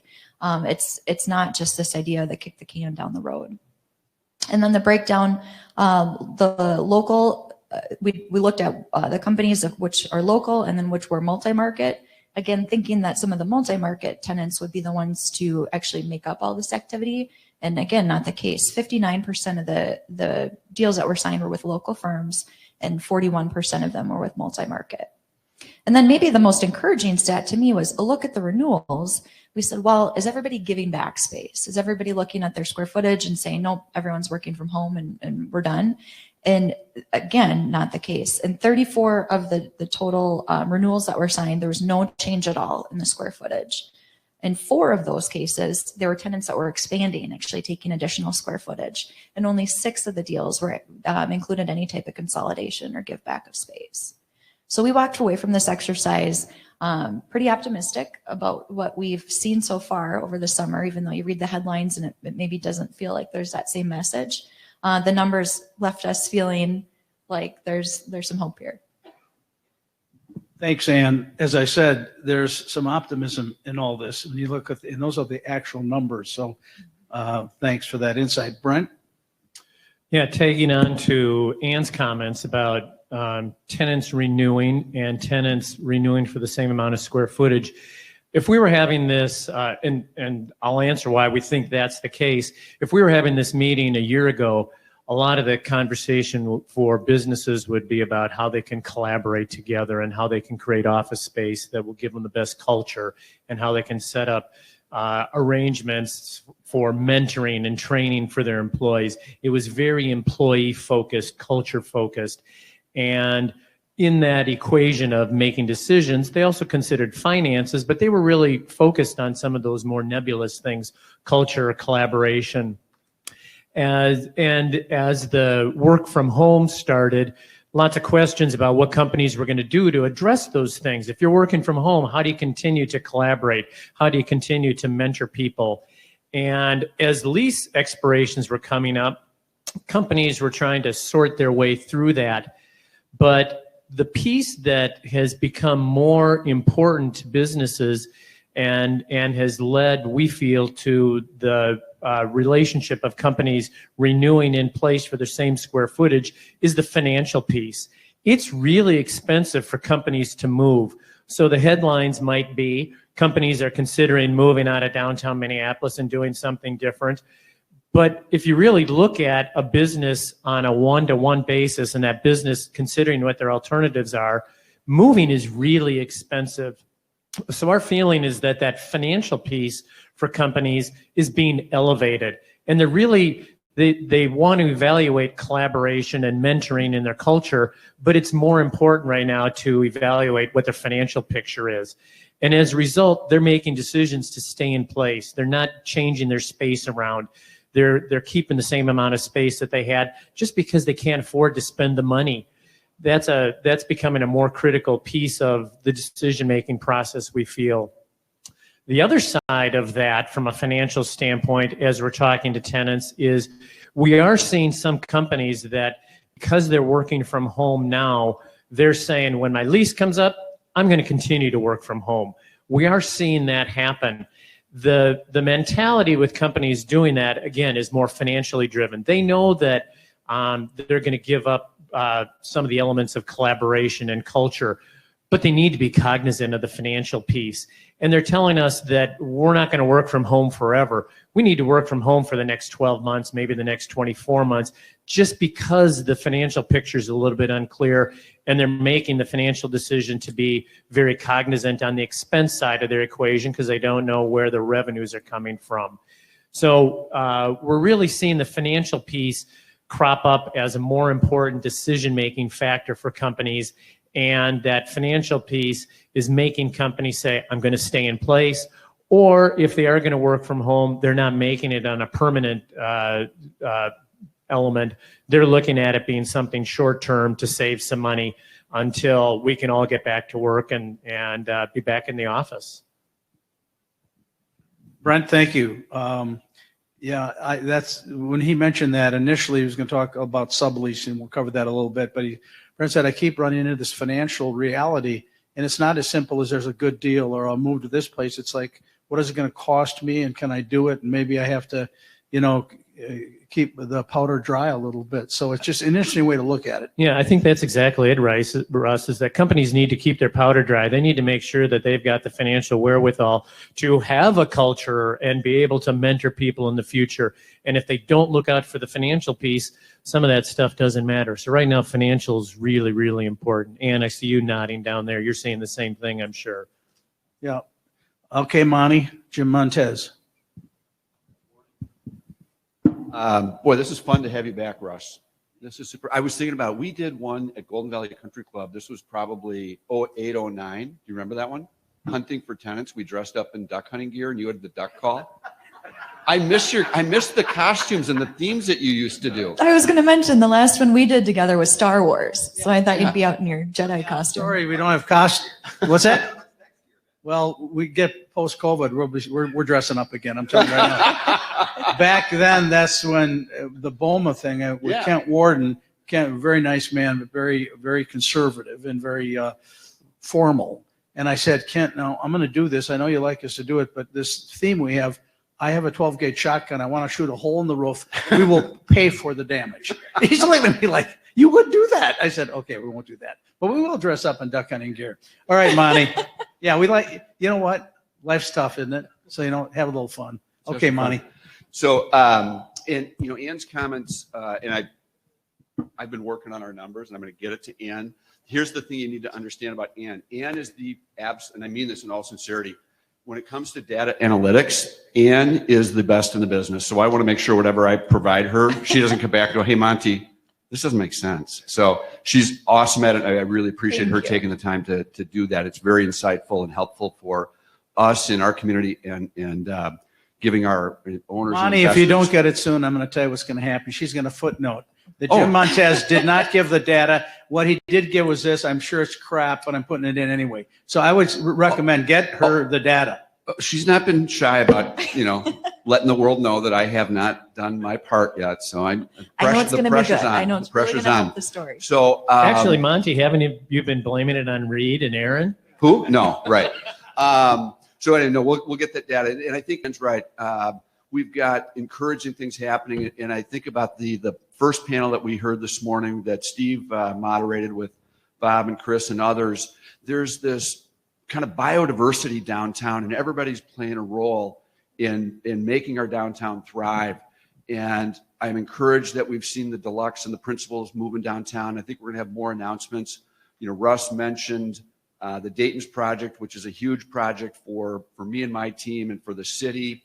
Prior to COVID, activity was incredible, and we were very, very close. I mean, we had leases out for signature, and they've been put on pause, and we continue to talk to those groups, and they keep telling us, when we figure out our workplace strategy, we're ready to go. We just got to figure out our workplace strategy. And to Brent's comments, people can't just throw it out and start over.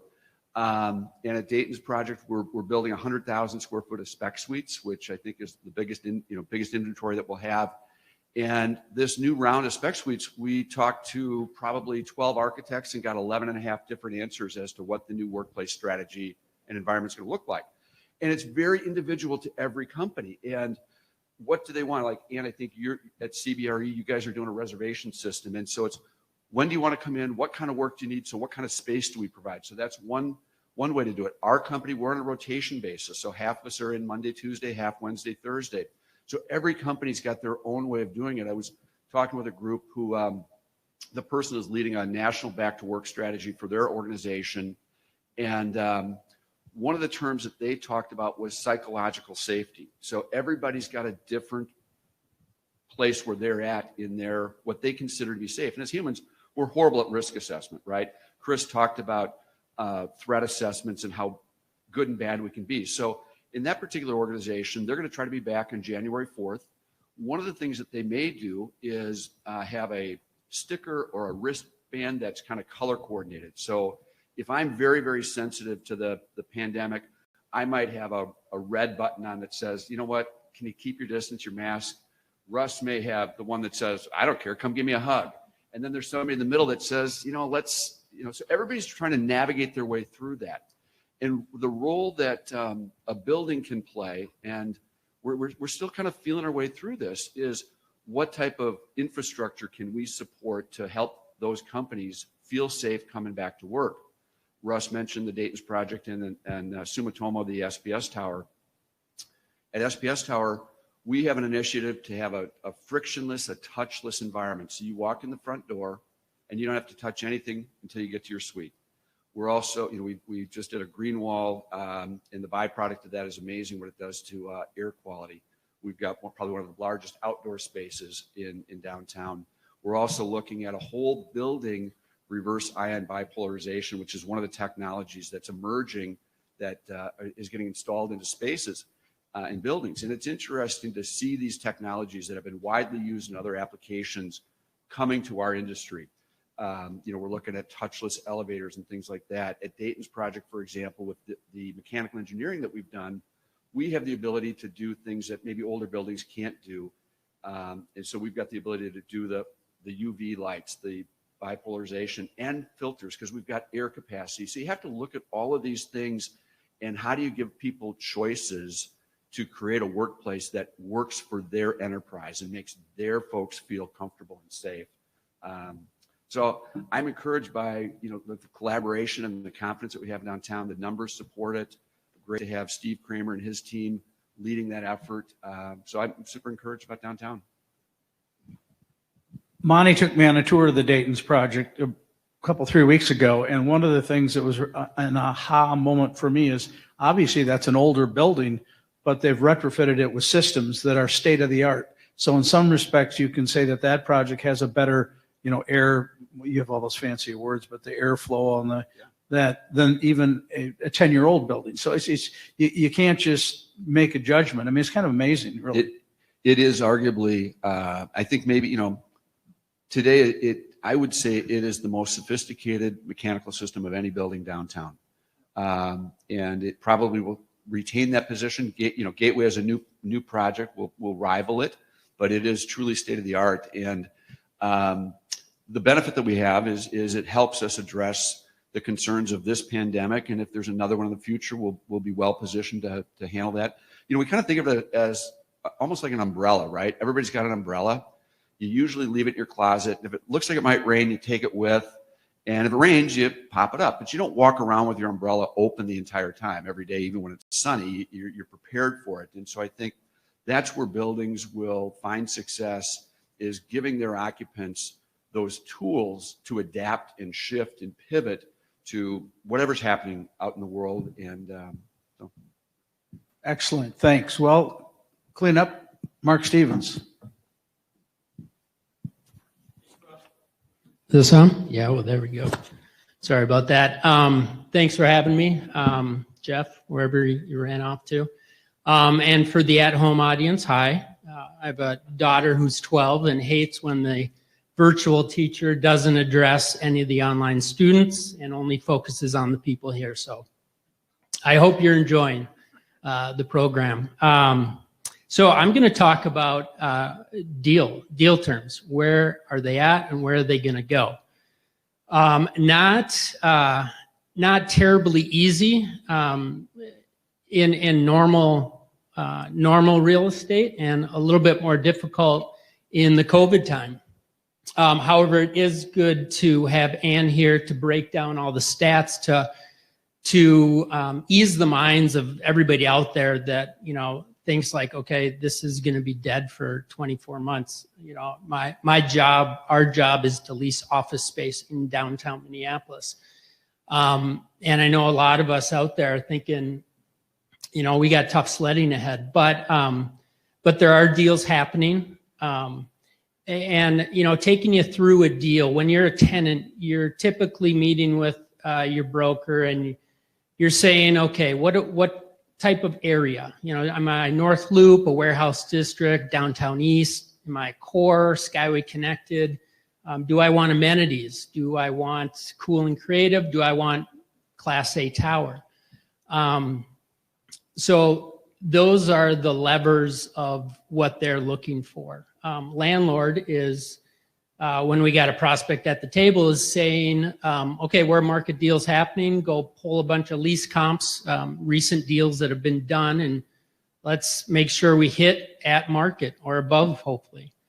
And what we're seeing right now is all these new levers that are being added to the mix. Jim, you were talking about the psychological safety. You know, if a lot of tenants, and, you know, Target just came out yesterday, I think, and said, hey, we're not coming back till June of 21, which is understandable, but it's also dire, in my opinion, to downtown. You know, we need workforce, we need people back. But, you know, they are looking at, okay, coronavirus, safety, schools. I mean, I mentioned my daughter. There is, I don't know, at least half of the workforce out there that has school-age children. So what do you know, single-parent homes or, you know, both working parent homes do? And how do companies accommodate for that? So you bet the HR departments are going crazy, trying to figure out how we make it safe for people to come back. Just to get to the point where we're going to go and tour and look at a building, look at space, and come up with what a deal looks like. Now, what I'll tell you, and for my panel mates, please jump in. I mean, I hope this is more of an open discussion, because we've all had an opportunity to do some deals in the market. But, you know, kind of my simple answer is, it seems as though net rental rates have stayed flat, maybe dipped a little bit, maybe 5-10%. But what we've seen is the concessions are increasing.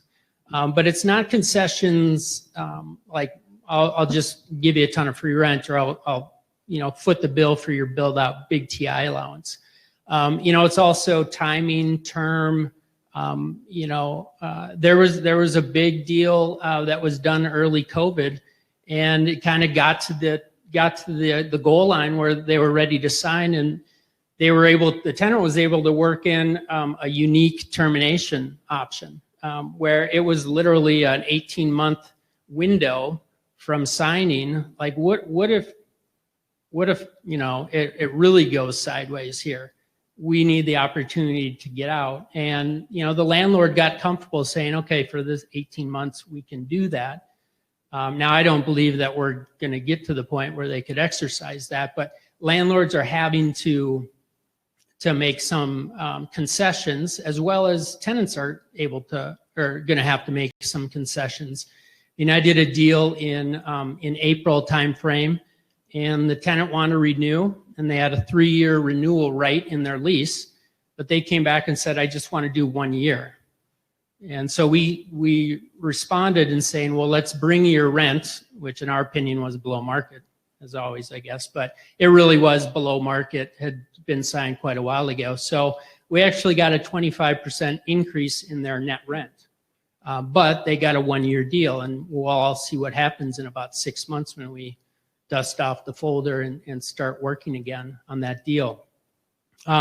But then there was another deal in process that after the civil unrest in July, I believe it was July, there's been too many, they just said, we're out. We're out of downtown, and it doesn't matter what the rate is or the term. We're deciding to leave downtown. And every company's got to make their own decision on that. And maybe allowing Ann a little in here on the discussion, a bigger Fortune 1000 company like Deluxe, who I believe started it pre-COVID, but signed it during COVID, they just said, hey, this is a blip. It's a big blip, but it's a blip, and there were a lot more decisions that happened to get this deal to downtown than. One correction, their first tour at the building was the last week of March. So it there was we go. very much it was a COVID deal. And it was just so wonderful to work with that team. The folks at Deluxe said, hey, we want to, yes, there's an unrest going on downtown right now, but we want to be a part of the solution. And for them, that meant coming and physically being a part of the downtown community.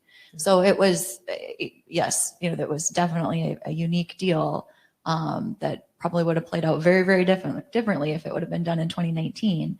But they're a great example of somebody that said, we're not going to run away from this. We're going to be a part of it and make it better. And there were likely some concessions, but it was a good term, and you got a Fortune 1000 company who I believe they sold their corporate headquarters in Shoreview almost the same day as they signed. So this was a major strategy play for them. And like I said, this blip of COVID and civil unrest is a blip, and downtown's not going to shut down and throw away the key. So they believed.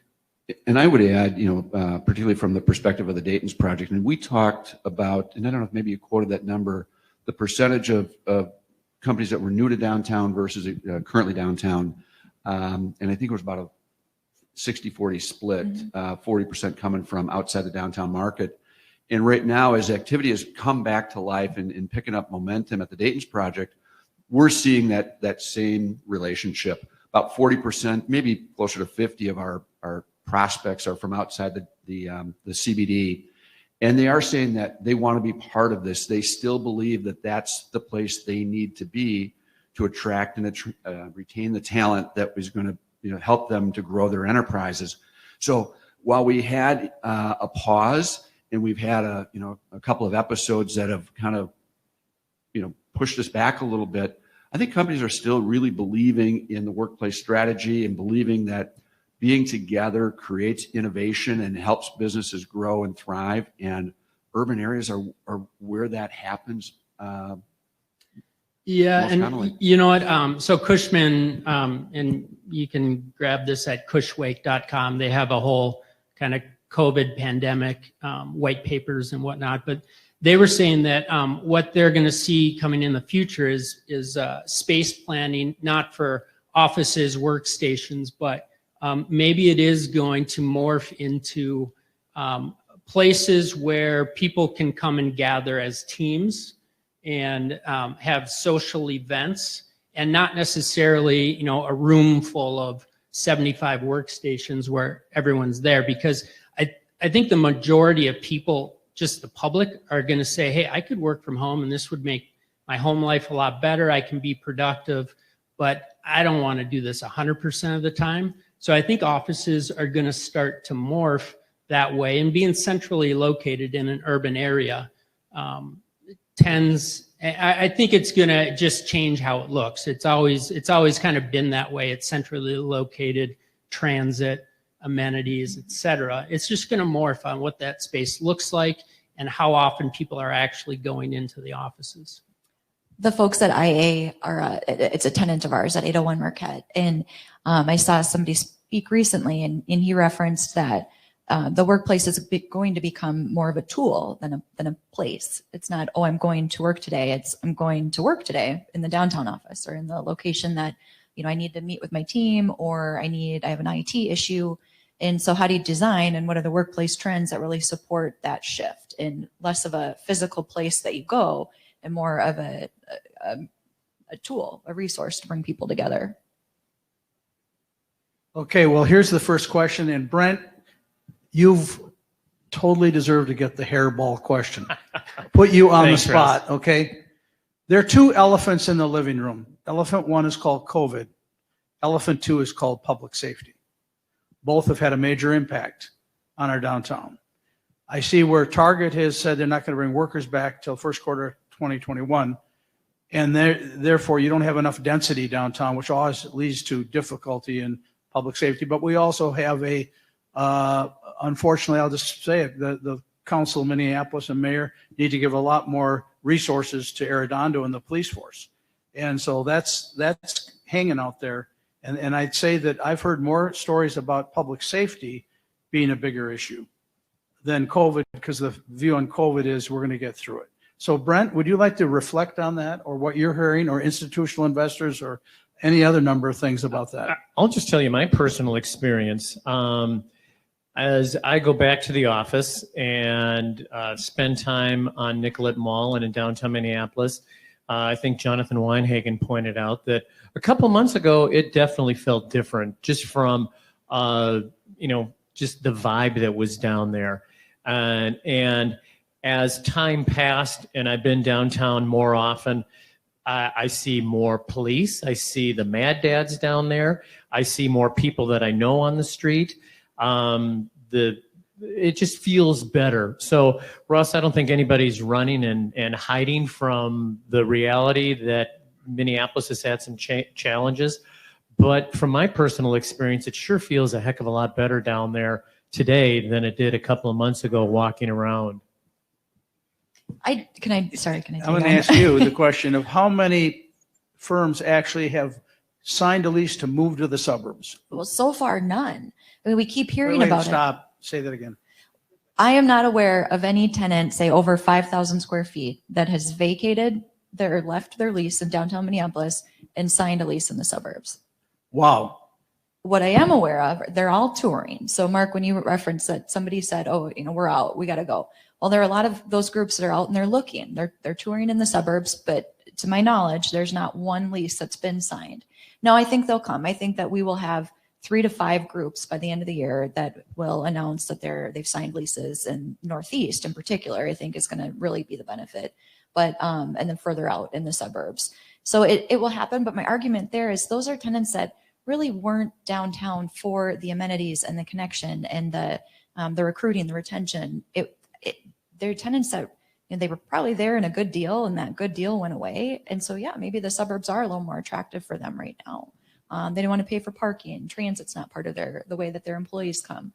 So it's, yes, the threat's out there. People are looking, but we really haven't seen it in any way by, certainly not in a number that would compare to the jobs Deluxe is bringing downtown, or Webfleet or Principal. That number is so, thankfully, that's built up so high that this is less of a threat.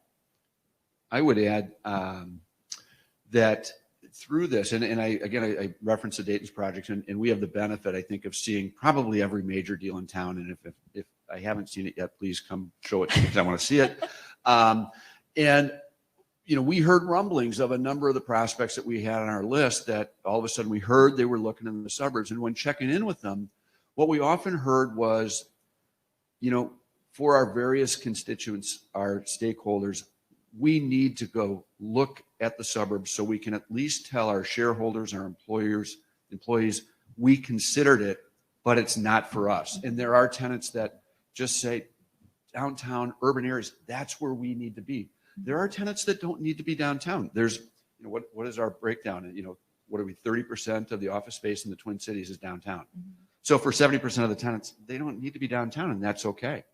So There was, I'm sure many of us online and in the room read the headlines about Piper Sandler looking. You go onto their website and they have over 60 locations on their website, and you start doing the Google Maps on all of those locations. I got through over 40 of them while I was multitasking on a Zoom call. They were all downtown locations. That's a downtown, that's an urban tenant. see, that's the analytic stuff that she does. She digs into all this stuff. But I'm willing to bet money that that's a tenant that I don't foresee them signing a lease and leaving downtown. I don't know that Deluxe tells the whole story, and I got this secondhand from Brent via Damiani representing Deluxe, but they were looking to where's our employee base that we want to hire? It's downtown. So their theory was we're going to recover. And it's hard to sometimes believe that right away, but all those reasons why people were coming downtown really haven't changed. We just have this threat of COVID, and we have this public safety that hopefully we get our hands around. But otherwise, the reasons have been the same. So, but you have to have a little faith that's, in quote, will get better. Do we have any questions down there? And from the Russ, I'd say there's seeing Steve and Jonathan and some of those other people, they talked about what they're doing publicly. There's a lot of stuff going on behind the scenes that people are working on with, different agencies, different organizations, some governmental, some not. But there's a lot of work going on behind the scenes because people understand how important downtown is and that it does need some helping hands right now. So, I know they didn't talk about it, but there's a lot going on behind the scenes. Brent, you're going to have to hang around later because everyone's going to know. What are you talking about? What behind the scenes? Don't give me that bromide. All right. Couple questions online. First one is the amount of square foot per tenant. What is New York City at 20 per thousand? We were 9. What is it changing now with COVID? And architects redrawing spaces and your tenants then on top of that asking for TI dollars. I'll take the first pass at it. I would say the overall square footage an occupier leases is not going to change. How they allocate that space will likely change. We talk about me space and we space. In the me space, my desk got smaller and smaller and smaller. And the we space, that town hall, that cafe with the kombucha machine and the Italian espresso machine, those were huge. Those I think are going to shrink. I think we're not going to see that central cafe. We're going to see coffee stations throughout the space versus that one gathering space. So we're going to reallocate the square footage, but I think a company's still going to need roughly the same amount of square footage. Anybody else have an opinion? I would use our office as a case study. Pre-COVID, we signed a lease to more than double the size of our current space. So we signed that to expand pre-COVID. Construction and planning started during COVID. We really didn't change anything in our space. The way that we're going to manage it is, Monty mentioned they're coming in on shifts. We're doing the same sort of thing. So we're going to manage our space differently, but from a design standpoint and how we're utilizing our space, we're keeping the same amount of space. We're keeping the same amount of distancing. We're just going to use the space differently from a personnel standpoint.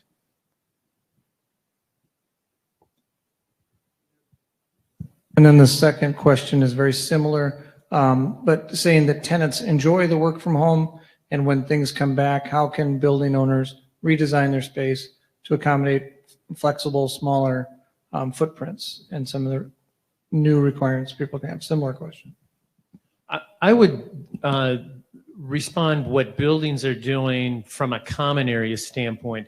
And all of us work on buildings that have had common areas redesigned and amenities added. And I don't think the desire for tenants to have those sorts of amenities are going away. I know the buildings that I'm working on, what we're doing is we're just not putting as many chairs in the conference rooms as we had before. And in the break areas, we're just not having the same amount of seating.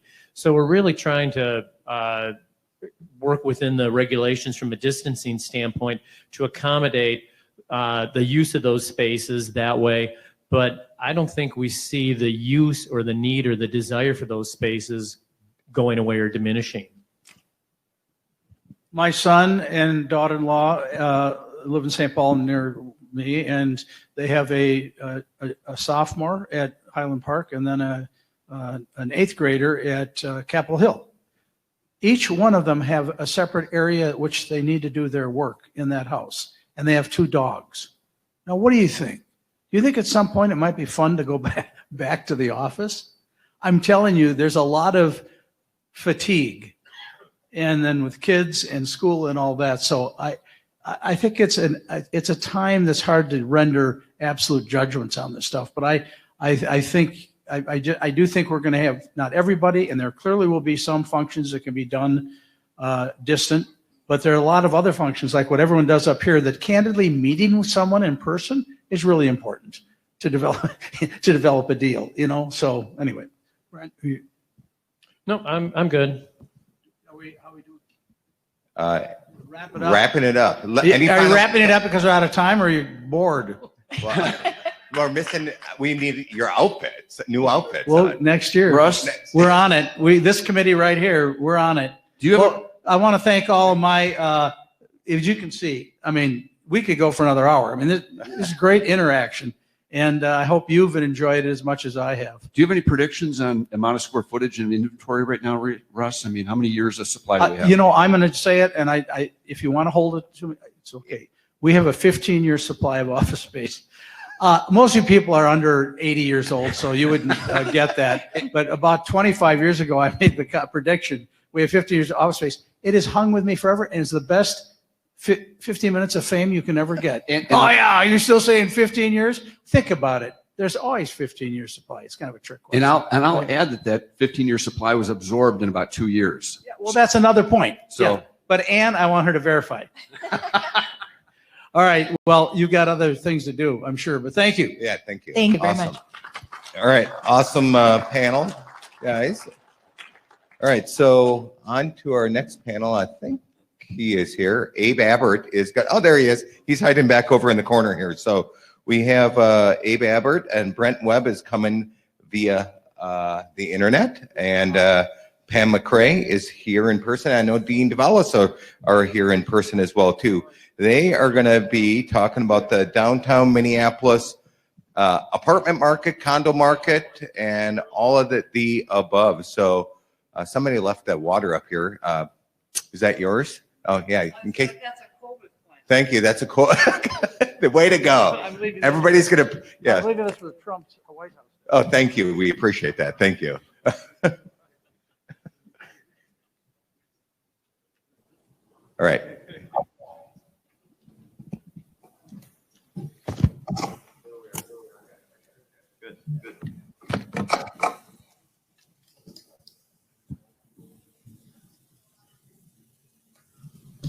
Are we rolling?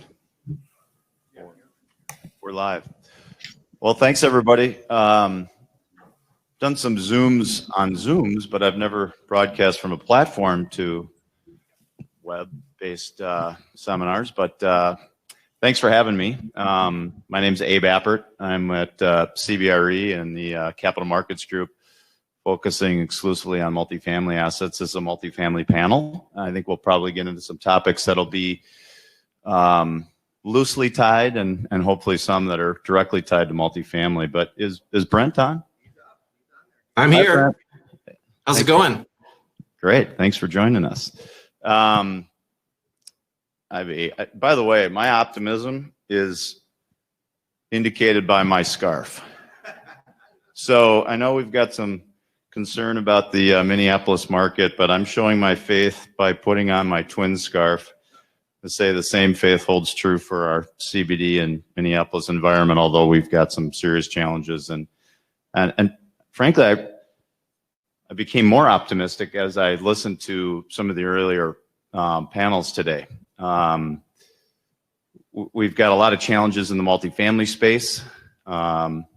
Cecil knows well, but this morning brought to light some more optimism, and I think founded optimism, not just broker speak or sales talk. That's encouraging, and data that would go along to support that. So we may have a slightly different bent on some of those comments here today, and I hope we get into nice interaction like some of the previous panels. But I did want to thank Jeff and the team for hosting this event, and for me at least, it's been insightful. So I'll just do a quick introduction.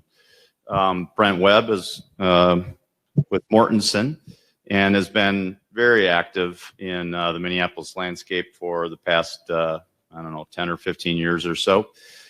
He's been on the chair, or is co-chaired actually, the Downtown Council's Residential Task Force, and received a 2025 Leadership Award by the Downtown Council. So has a lot of good insight on what's going on. Pam McCrae is a born and raised Minnesotan, which I am as well, I appreciate.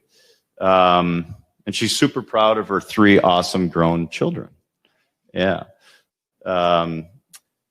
She has been spent most of her career developing and leading not-for-profit organizations, working with individuals to enhance their daily lives, and we'll bring some of that perspective to us today.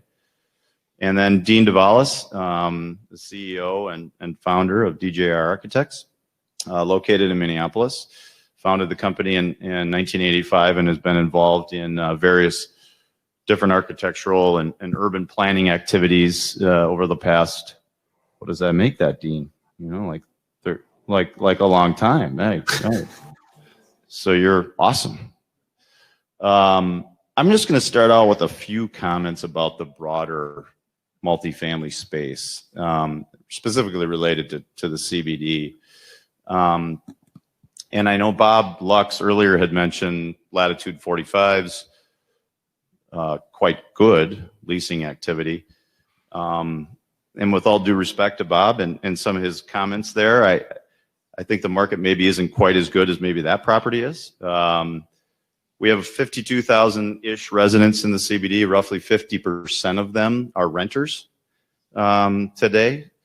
The occupancy at this moment is low to mid 80% in mid to large size managed assets. That's 10% decline from February. Traffic is occurring, as Bob had mentioned, but the back door is opening much quicker than the front door is bringing new residents in. We also had short-term rentals, the STR market, as we call it in the multifamily space. So these are the Stay Alfred type leases and many others that have that type of program, basically hotel units within an apartment project, that almost overnight returned over 400 units to the market. That's like delivering 2 new buildings to the market in the CBD virtually overnight. Net rents on new leases, these are net rents, right? So concessions factored in, are negative between 5 and 15% on new lease activity. Renewals have been much better, relatively flat, which, won't continue forever if the new lease activity continues to be negative. So we've got a real challenge on pricing power within the CBD. Occupancy is low, historically low, frankly, even more so than 08, 09. On the equity capital side, the multifamily space at large is still extremely robust. Most people would say, along with the industrial space, it's the healthiest of the various CRE classes right now. Debt is a big piece of that, but on equity capital, it's frankly as strong as it's been in this cycle. But with a much bigger bifurcation of geographic locations. Urban is been hit and is suffering. Not just in Minneapolis. This is not a Minneapolis issue. This is a national issue. Frankly, if you talk to some of the folks and colleagues and clients of ours on the coasts, New York is like a major X, right? New York City, a city that has seen investment activity from around the globe, really has got some challenges. And other cities that are like that have more challenges than frankly we're seeing here in Minneapolis. So it's not, I don't want to pretend or suggest that we're unique in this regard at all. But while the CBD and Minneapolis specific capital flow on the equity side has diminished, and on the new construction side, it's virtually non-existent at the moment. Suburban and even some neighborhood Minneapolis areas are seeing as much capital and purchase activity and cap rate compression than frankly we've seen. So there's a significant disconnect or bifurcation between urban and suburban today. So those are kind of my broad general comments on the multifamily market. We'll get into some Q&A. And first, I think, Dean, we'll let you make a couple of initial comments. Thank you. No, I'm on, so I appreciate it. So thank you very much. I love this format. It reminds me of a presidential debate. I promise not to Please, no. I promise not to interrupt anyone, and I will swat the fly in your head going through this process. This is, Jeff, thank you for organizing this. This was really a quality event you put on and really helpful in terms of what's going on. But we need to, and it's been good, but we really need to be serious of what's happening, where it really sunk in. History of Minneapolis. You guys remember the article, the Minneapolis Miracle, you know, the Vikings, but also referring to an Atlantic article that talked about Minneapolis, the city that works. It made national publicity. Now we're dealing with the Minneapolis effect, which is an article that basically talks about Minneapolis being the center and start of unrest on a national basis that become well known. I just came back from Djibouti, Africa, working on a project in which they said, "You're from the city of fires." I said, "Yep, that's me." It's great. So it's a serious hit to a reputation, and it's having serious ramifications. Some of the data is good because we had so much momentum going into this. But, you know, once I mentioned today is the article by a competing journal that talked about Piper seriously considering leaving downtown. That was a firm that was started here. It's been around for decades, and it's hundreds of thousands of square feet. So there's some serious underlying issues, and the same with the restaurants at 50%. And these affect the downtown housing market, employment and amenities. There's two kinds of resources: natural resources, which is the rivers, creeks, Mississippi River, surf, and what I call active resources, which is restaurants, businesses, things like that.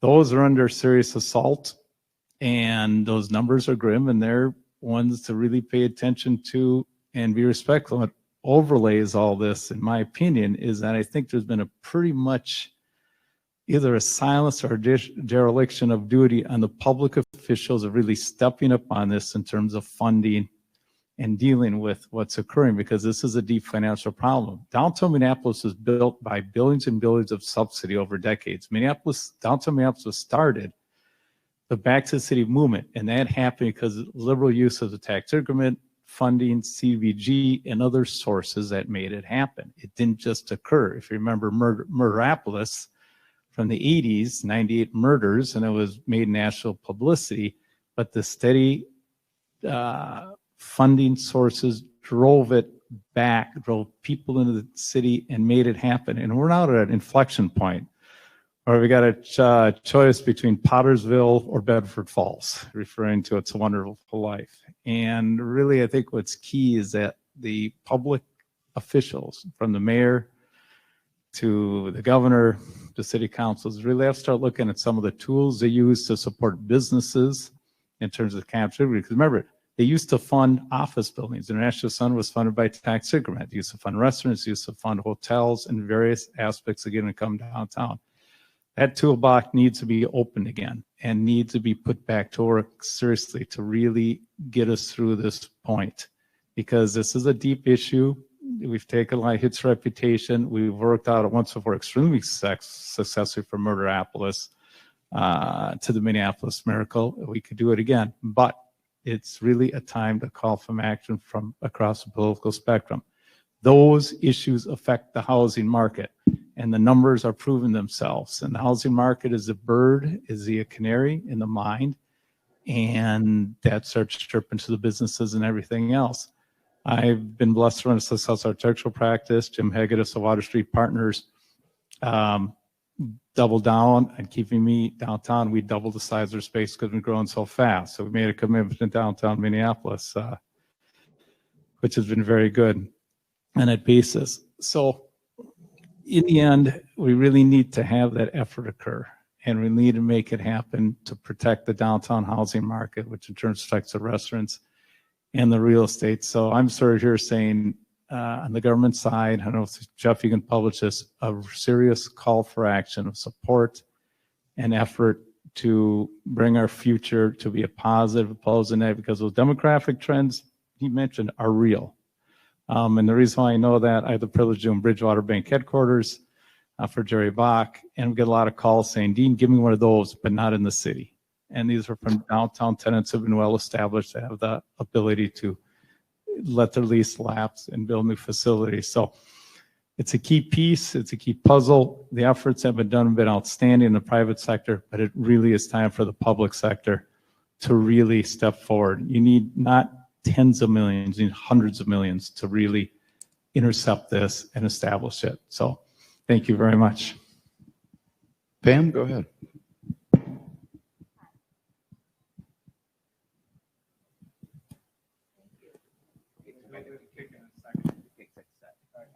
Thank you also for Jeff for having the summit. I think it's really important that leaders get together and talk about what really is going on in our city. I have the pleasure of being the chair of the Downtown Minneapolis Neighborhood Association, one of 70 associations in the Minneapolis area, and probably by far the largest. We represent over 55,000 people and businesses, as well as anybody that owns property in Minneapolis. That's a lot of residents. It's a lot of residents living in condos, and it's a lot of residents living in apartments. We represent a lot of people that pay taxes. The DMNA does a lot of different things, but I want to tell you that pre-COVID, we had done a survey of hundreds of people to say, do you feel safe living in our community? And what would you like to see improved? Safety was the lowest one on the bucket list. What they wanted to see was more restaurants, more activities, more things going on in the park. That was 18 months ago. Now in every single meeting, it's dominated by safety issues. The Guthrie, what a wonderful asset the city has, dumps out 1,000 people on the street 6 out of 7 nights a week, or they used to.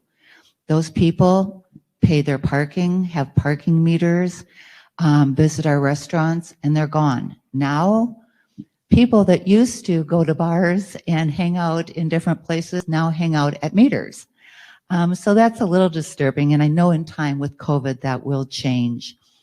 The DMNA also does a lot of land use. We have worked really, really hard to make a landscape a big part of what we work on. We also are not excited about potential bars, which the city is dealing with the ordinance right now on windows, metal shutters. That's a cop-out from the neighborhood. The neighborhood meaning every property from 35W to the river to Washington or 394 coming in. That's a large area. I want to just talk for 1 second about one of the gentlemen said earlier in the day that he walks the streets and he's not afraid, and it's just a culture that's changed. I'm here to tell you that everybody in this room is pretty much white, and we have a white privilege.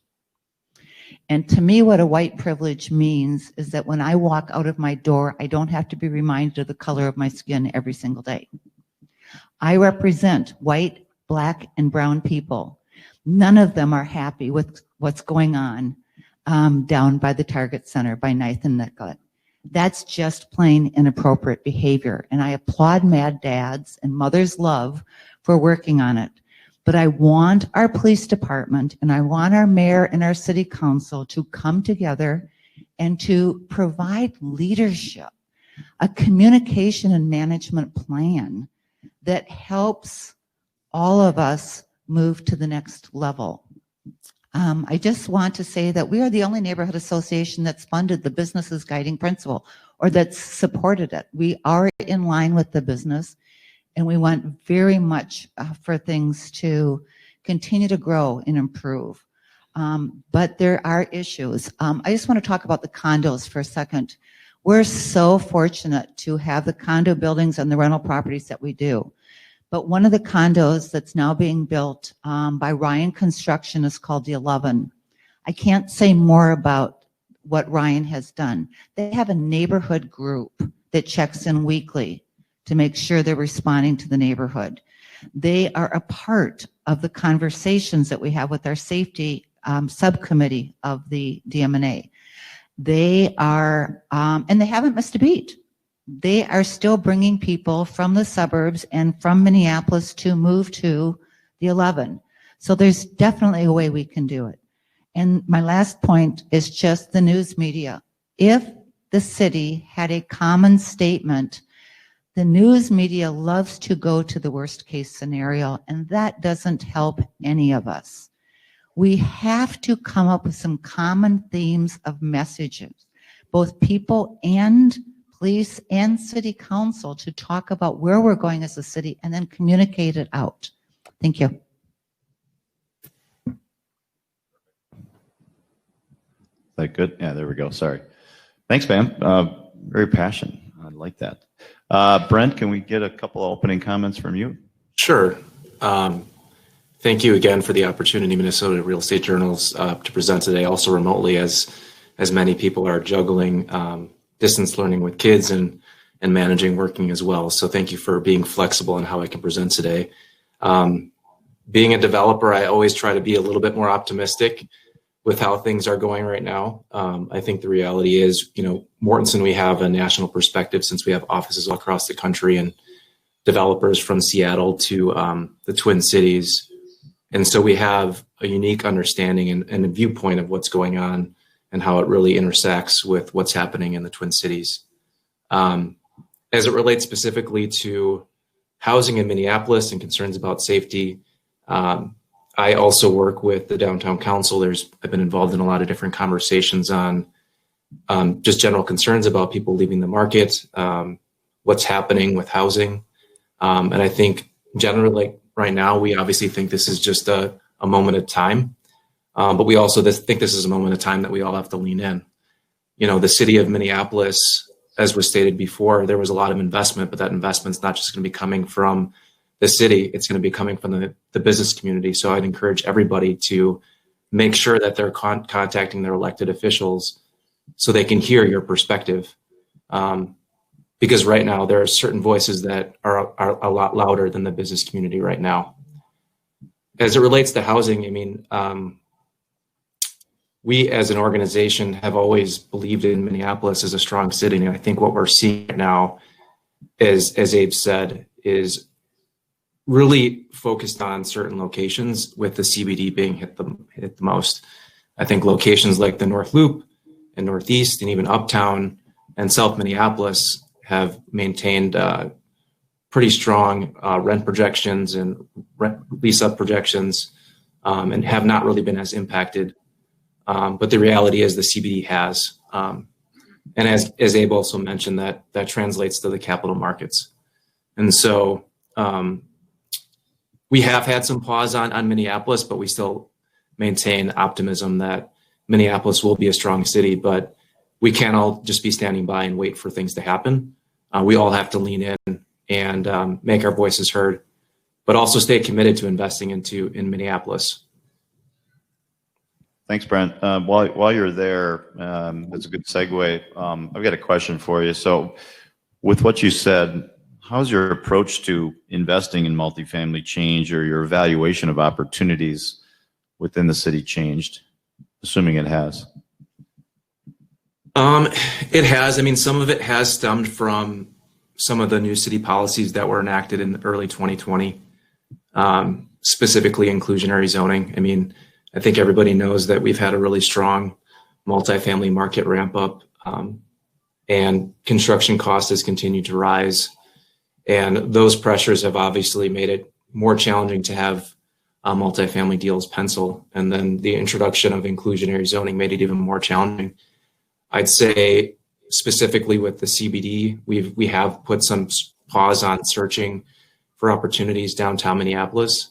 But we're still optimistic, again, knowing that, development itself just takes time to unfold, upwards of 2 to 3 years. I think the other approach that we've had is that we've just tried to be creative and create partnerships with other affordable housing developers, knowing that there is a need and demand for affordable housing. But I think most importantly, our shift has gone to the suburbs. We're working right now on 70th in France with US Bank, and then we have another opportunity that we're evaluating right now in St. Louis Park. But it has shifted most of our focus to the suburbs at this time. Thanks, Brent. Pam, maybe either you or Dean actually could address this on the affordable housing front. What do you see the current need there's clearly a need, but how do we solve that riddle, and how does it tie into where the city sits today? I appreciate it. The riddle is a big riddle, and it's increasing literally every day, the gap in housing on that process. And I was having discussions that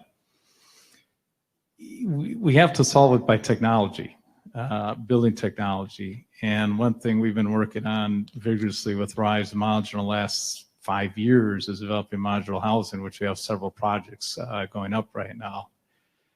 And we've been able to structure it at which we can achieve 60% adjusted median income without any subsidy, which is a breakthrough, is a goal I've been trying to get at for a long time. And now we've been able to accomplish it and make it real.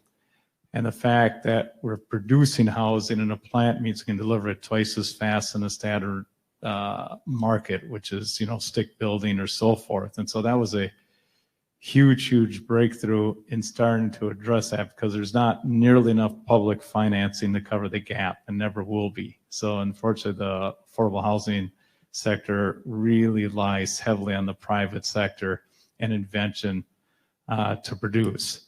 If we can produce 60% EMI without subsidy, then we could leave the remaining subsidy to really get at the 30%, which is a much deeper situation. And that money is be focused in that area. So there is a methodology in there. And creating affordable housing downtown is crucial, because a lot of these firms rely on 60% EMI is 42,000 a year. That's probably the majority of the support staff in all these downtown offices.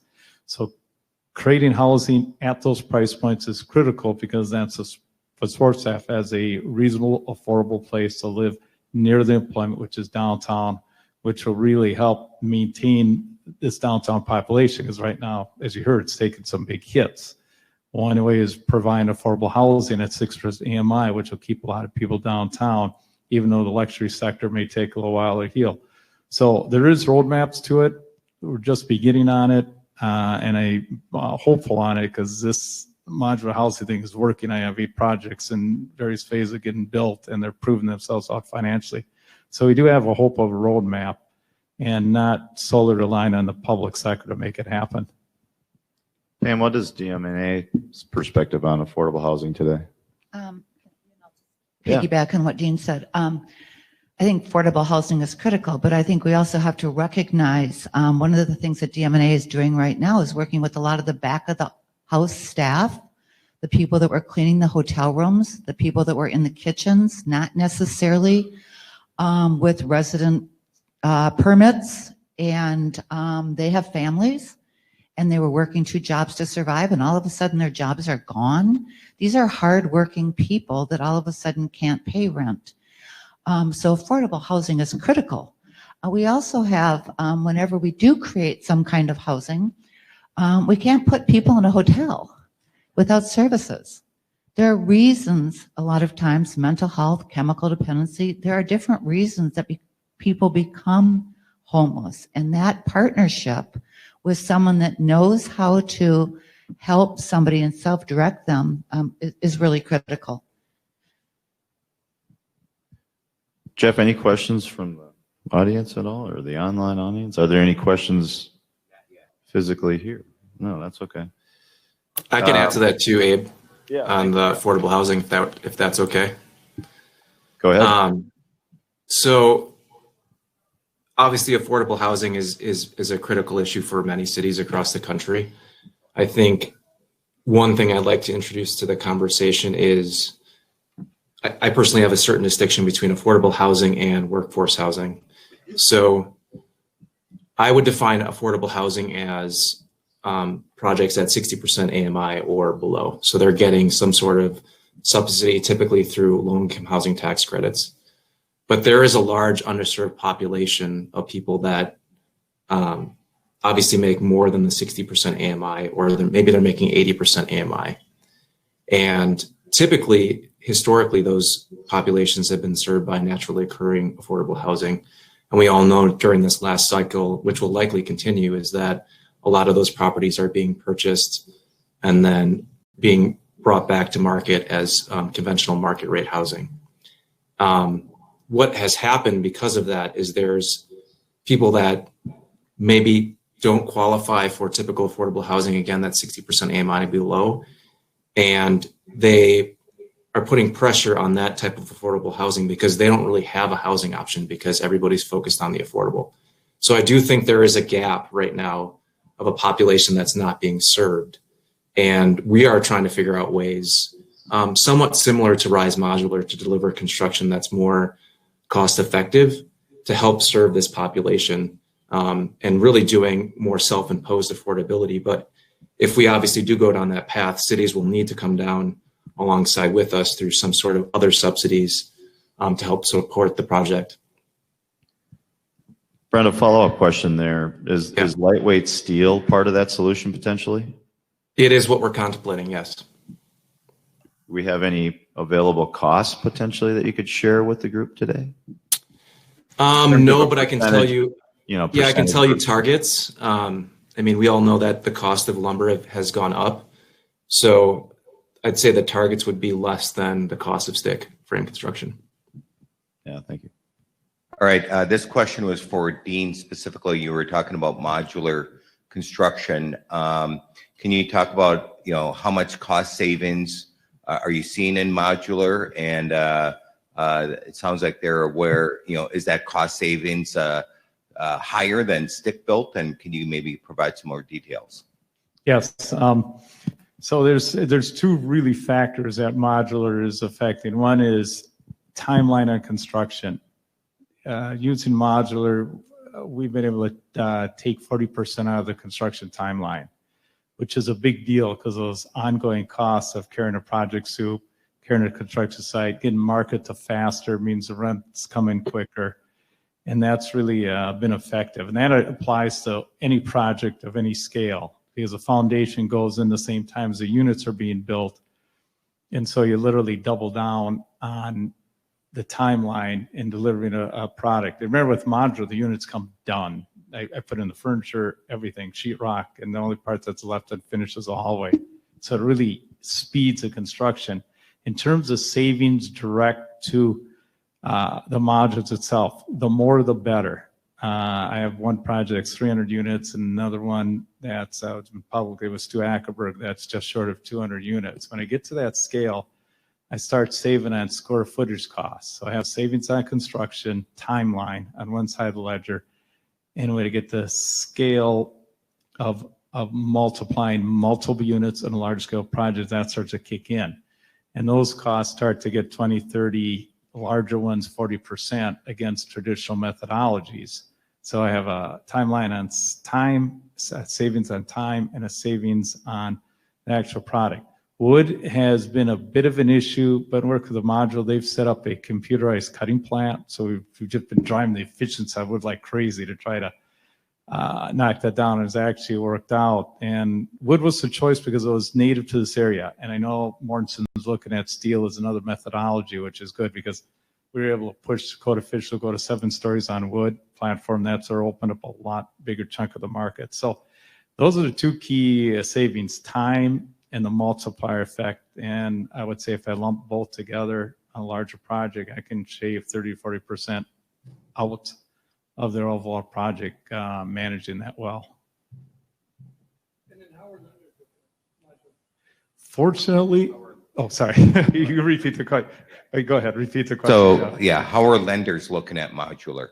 Fortunately, no resistance. And that, Stu Ackerberg's project, on West 7th, which is a major 7-story building, we didn't get resistance to it. So they actually get it because, quite frankly, the quality's better and the management's better and the timeline and changers are being out of the system. I have to rework how I think architecturally. It's like learning a whole new language, but once you get it, it really takes a lot of risk out of the project. So lenders have been positively receiving the marketplace.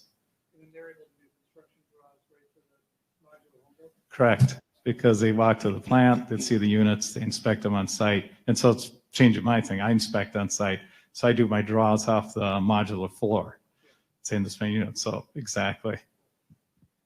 Next question, I think, for the group was, are there any stats on how building owners are weathering the COVID-19 housing assistance? I can tell you that one of the things that DMNA has done is ask the board chairs of all the condo associations, we have 18 now, to meet once a month and to talk through what they're doing and technically share information from one building to the next. I do know that hundreds of thousands of dollars are being invested in doors, locks, cameras, security, whether they need it or not, very honestly, but just kind of beefing that up.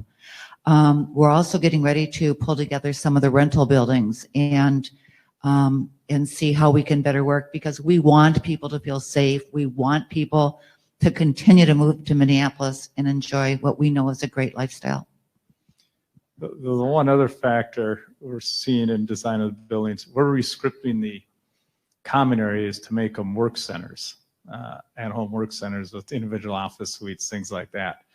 A big movement that if people are working from home, we're actually providing the facilities within the building under the COVID basis. Safety, that's an overlying concern, period. And that's sort of just become a common language. On that, so actually right on that. But now we're starting to rescript the interiors of the buildings to accommodate the work at home movement and build that into the infrastructure right from the get-go, which is a big change. Where it was like heavy on what I call common amenities. It's now we're going heavy on ability to work from home and set up those aspects of it.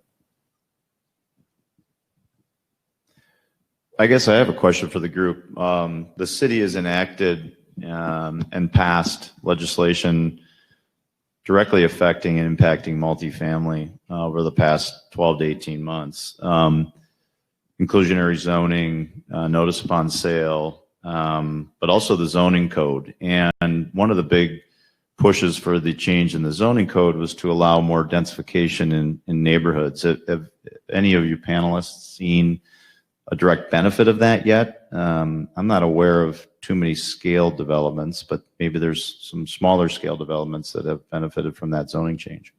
The biggest change that revolutionized housing was relaxation of the parking requirements. Huge deal. And I think the city's contemplating eventually go to a zero parking policy. That has created the biggest change in affordability they can imagine. Every structured parking space costs $25,000 to $30,000 a stall. When you take that combination out, that comes out of the building and that provides a greater emphasis of density. So it's not just increasing the density. That did a little bit, but when that parking became relaxed, that has done a lot. And we're starting to see a lot of, and more people can enter the development industry in Minneapolis. So this is positive stuff. So, you saw those small garden style buildings built perhaps in the 30s and 20 around Powderhorn Park. And it was all those brick buildings, 2.5, 3.5 story walk-ups.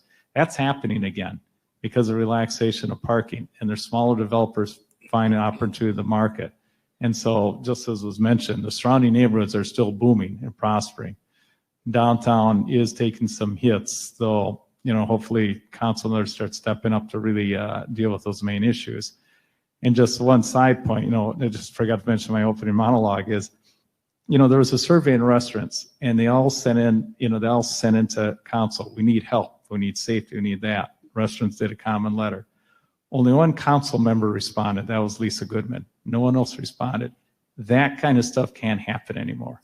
They have to get engaged and responsive to the business community and the residents community if we're going to get through this and keep what's been worked so hard intact.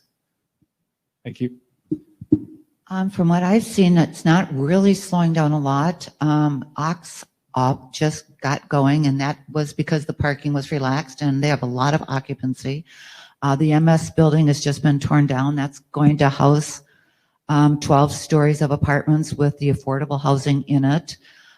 Sherman and Associates has got a couple buildings going on down on Washington. So I still see rental housing coming to town, even with the new ordinances.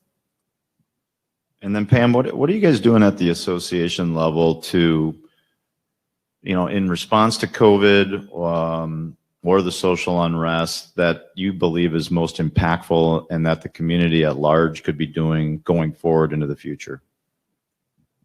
One of the things I mentioned was the representation of all the HOA board presidents coming together to share their stories. And that's a whole lot of people. I mean, when you talk about 18 buildings, and I live in a building called the Bridgewater, and that's got 600 people in it, 300 units. We also have set up a safety committee for the first time. And that committee is really to let the city council and the police department know that we have voices and we want to be heard, and talk about what we're seeing and how we can help. We have last night launched a civic engagement committee. And that committee is for people to get together and put more eyes on the street, but also appreciate the businesses that we have. I look out and see the Roses sitting there. They have 4 or 5 businesses on Washington Avenue, restaurants that have been closed. They are helping keeping that building thriving. We as a community want to help the businesses stay healthy. And so doing that, we're putting together a committee which anybody can join to help bring the entertainment industry, the restaurant industry, and then the neighbors together to make sure we support each other going forward. Perfect. Brent, I have a question for you in regards to, so the office panel earlier talked about different building systems and components and air quality and elevator type changes. Are you at Mortensen looking at any of those similar system changes implemented in the multifamily space? Absolutely. I think health and wellness, and obviously the impact of COVID is, always going to be something that's going to be a topic of consideration from how we're thinking about amenities and people are using them, similar to what Dean said. So, investment to those work from home spaces as a consideration for amenities, but also with the mechanical systems, I think kind of all options are on the table. But we really haven't made a firm commitment or investment, but I think there's been a lot of strategies and things that we're discussing right now, specifically for the project on 70th and France for the mechanical systems for multifamily. But I think the other consideration that we're making is, clearly since people are working from home more now, they're spending way more time in their house than they planned. It's trying to invest in amenities that are outside because they're stuck inside more. So we're trying to figure out that piece as well as trying to make more robust pet amenities, because right now during COVID, a lot of people are getting pets or having babies, one of the two, or both. Or drinking. Yeah, or all More three. bars. So Dean, that kind of begs the question. So, there's some people that believe COVID might be a short-term fad. Others that believe that COVID will accelerate or change people's habits for a much longer period of time. As an architect in the community, designing and thinking about the future of multifamily, what's your opinion on how long some of these at-home types of changes will be needed in our multifamily assets? It's going to be a split ticket. Some stuff out of COVID is going to last forever. People have discovered, gee, I can work from home. And some people said, gee, I can work from home and I hate it. So it's going to split. But there's one thing in business which isn't going to go away, and I think this is reality. Those that show up at the office have a better chance of success than those that stay at home and work from Zoom. It's just the nature of people reading personalities and stuff. So you're going to see a split that some will work from home and choose to because they like the distance and will design that in, but we're also going to see a large component that's going to be begging to get back into face-to-face conversations and direct interaction. So as we put these buildings together, we're really serving two audiences, ones that are going to permanently adopt to a Zoom lifestyle and others that won't. And, so just mentioned before, that idea of having amenities cut both ways is going to be real critical, because it's just going to give another choice to society. But so in effect, in the end, we'll just accommodate both arenas, and that's absolutely okay as we go forward on this. Does that come in the way of flexibility of space, or how does that? I mean, we transact a lot of buildings that were built in the 80s, and there's functional obsolescence 35, 40 years later that investors are concerned about, right? So I think about this issue, and Brent, I'd love to get your take on it, or Pam too, for that matter. But when we're spending the amount of money, $200,000, $300,000, $400,000 per unit on top of the community spaces, how do we make sure that today we're investing those dollars wisely in space that'll actually be needed, right? Is it a flexibility issue? Is it other? I mean, even parking could be along those lines. Can we convert parking spaces to those types of amenities and things like that? You're right on that. All ramps I do for all parking structures I've done are flat plate and higher ceiling, for the reason I can convert them. I don't do any tilted plate parking garages anymore at all for that reason.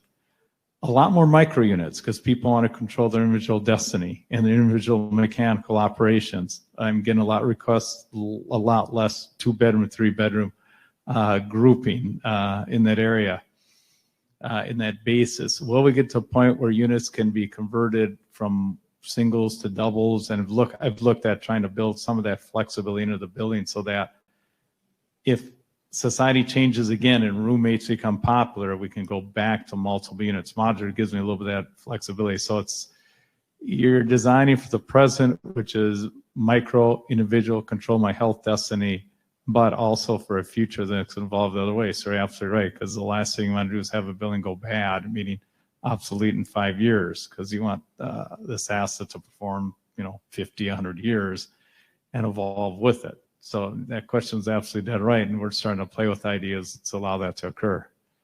Brent, how about on your side regarding that question? I think, Abe, you made a really great comment.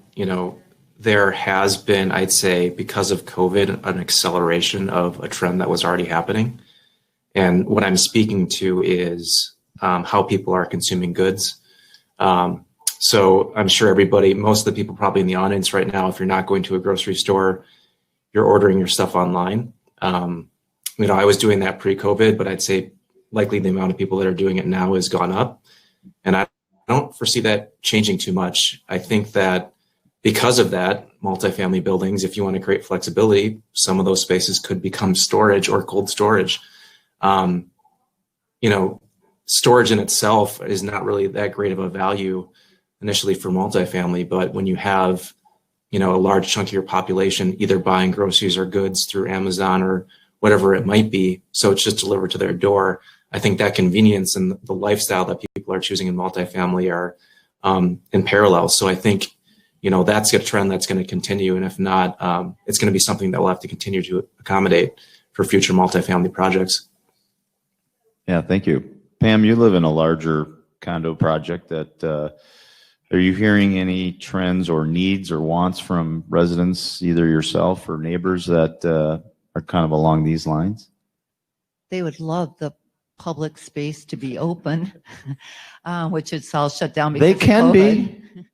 Well, our board is working on that right now. But I know that there's a lot of husbands and wives that live in a condo that they need to separate once in a while to preserve their relationship. So we have still shut down our building because of COVID. So hopefully it'll come back and we'll restore some of our lives back to normal. Any other questions, audience-wise? Yeah. Could you hold just a second so the online audience can? Jacob Fry, in his 2021 budget, has proposed an increase in property taxes in the neighborhood of 6%.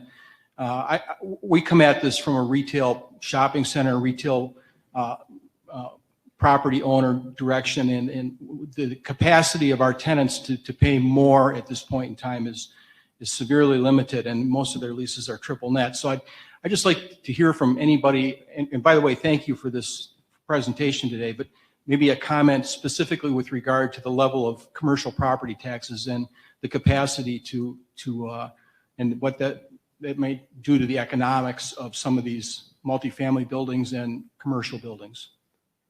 Yeah, I can take that.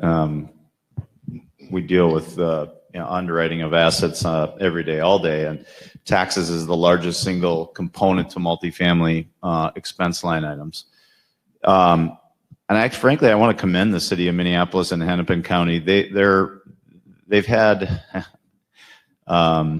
less of an increase, maybe is the way I'll put it, on taxes than some of the other counties inside of the Twin Cities metro area. The mill rates are lower in Minneapolis than the counterparts in St. Paul are.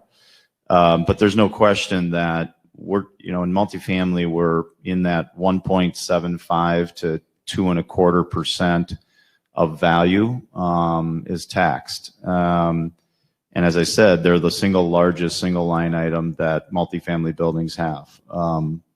Minnesota is one of the highest multifamily tax states in the nation.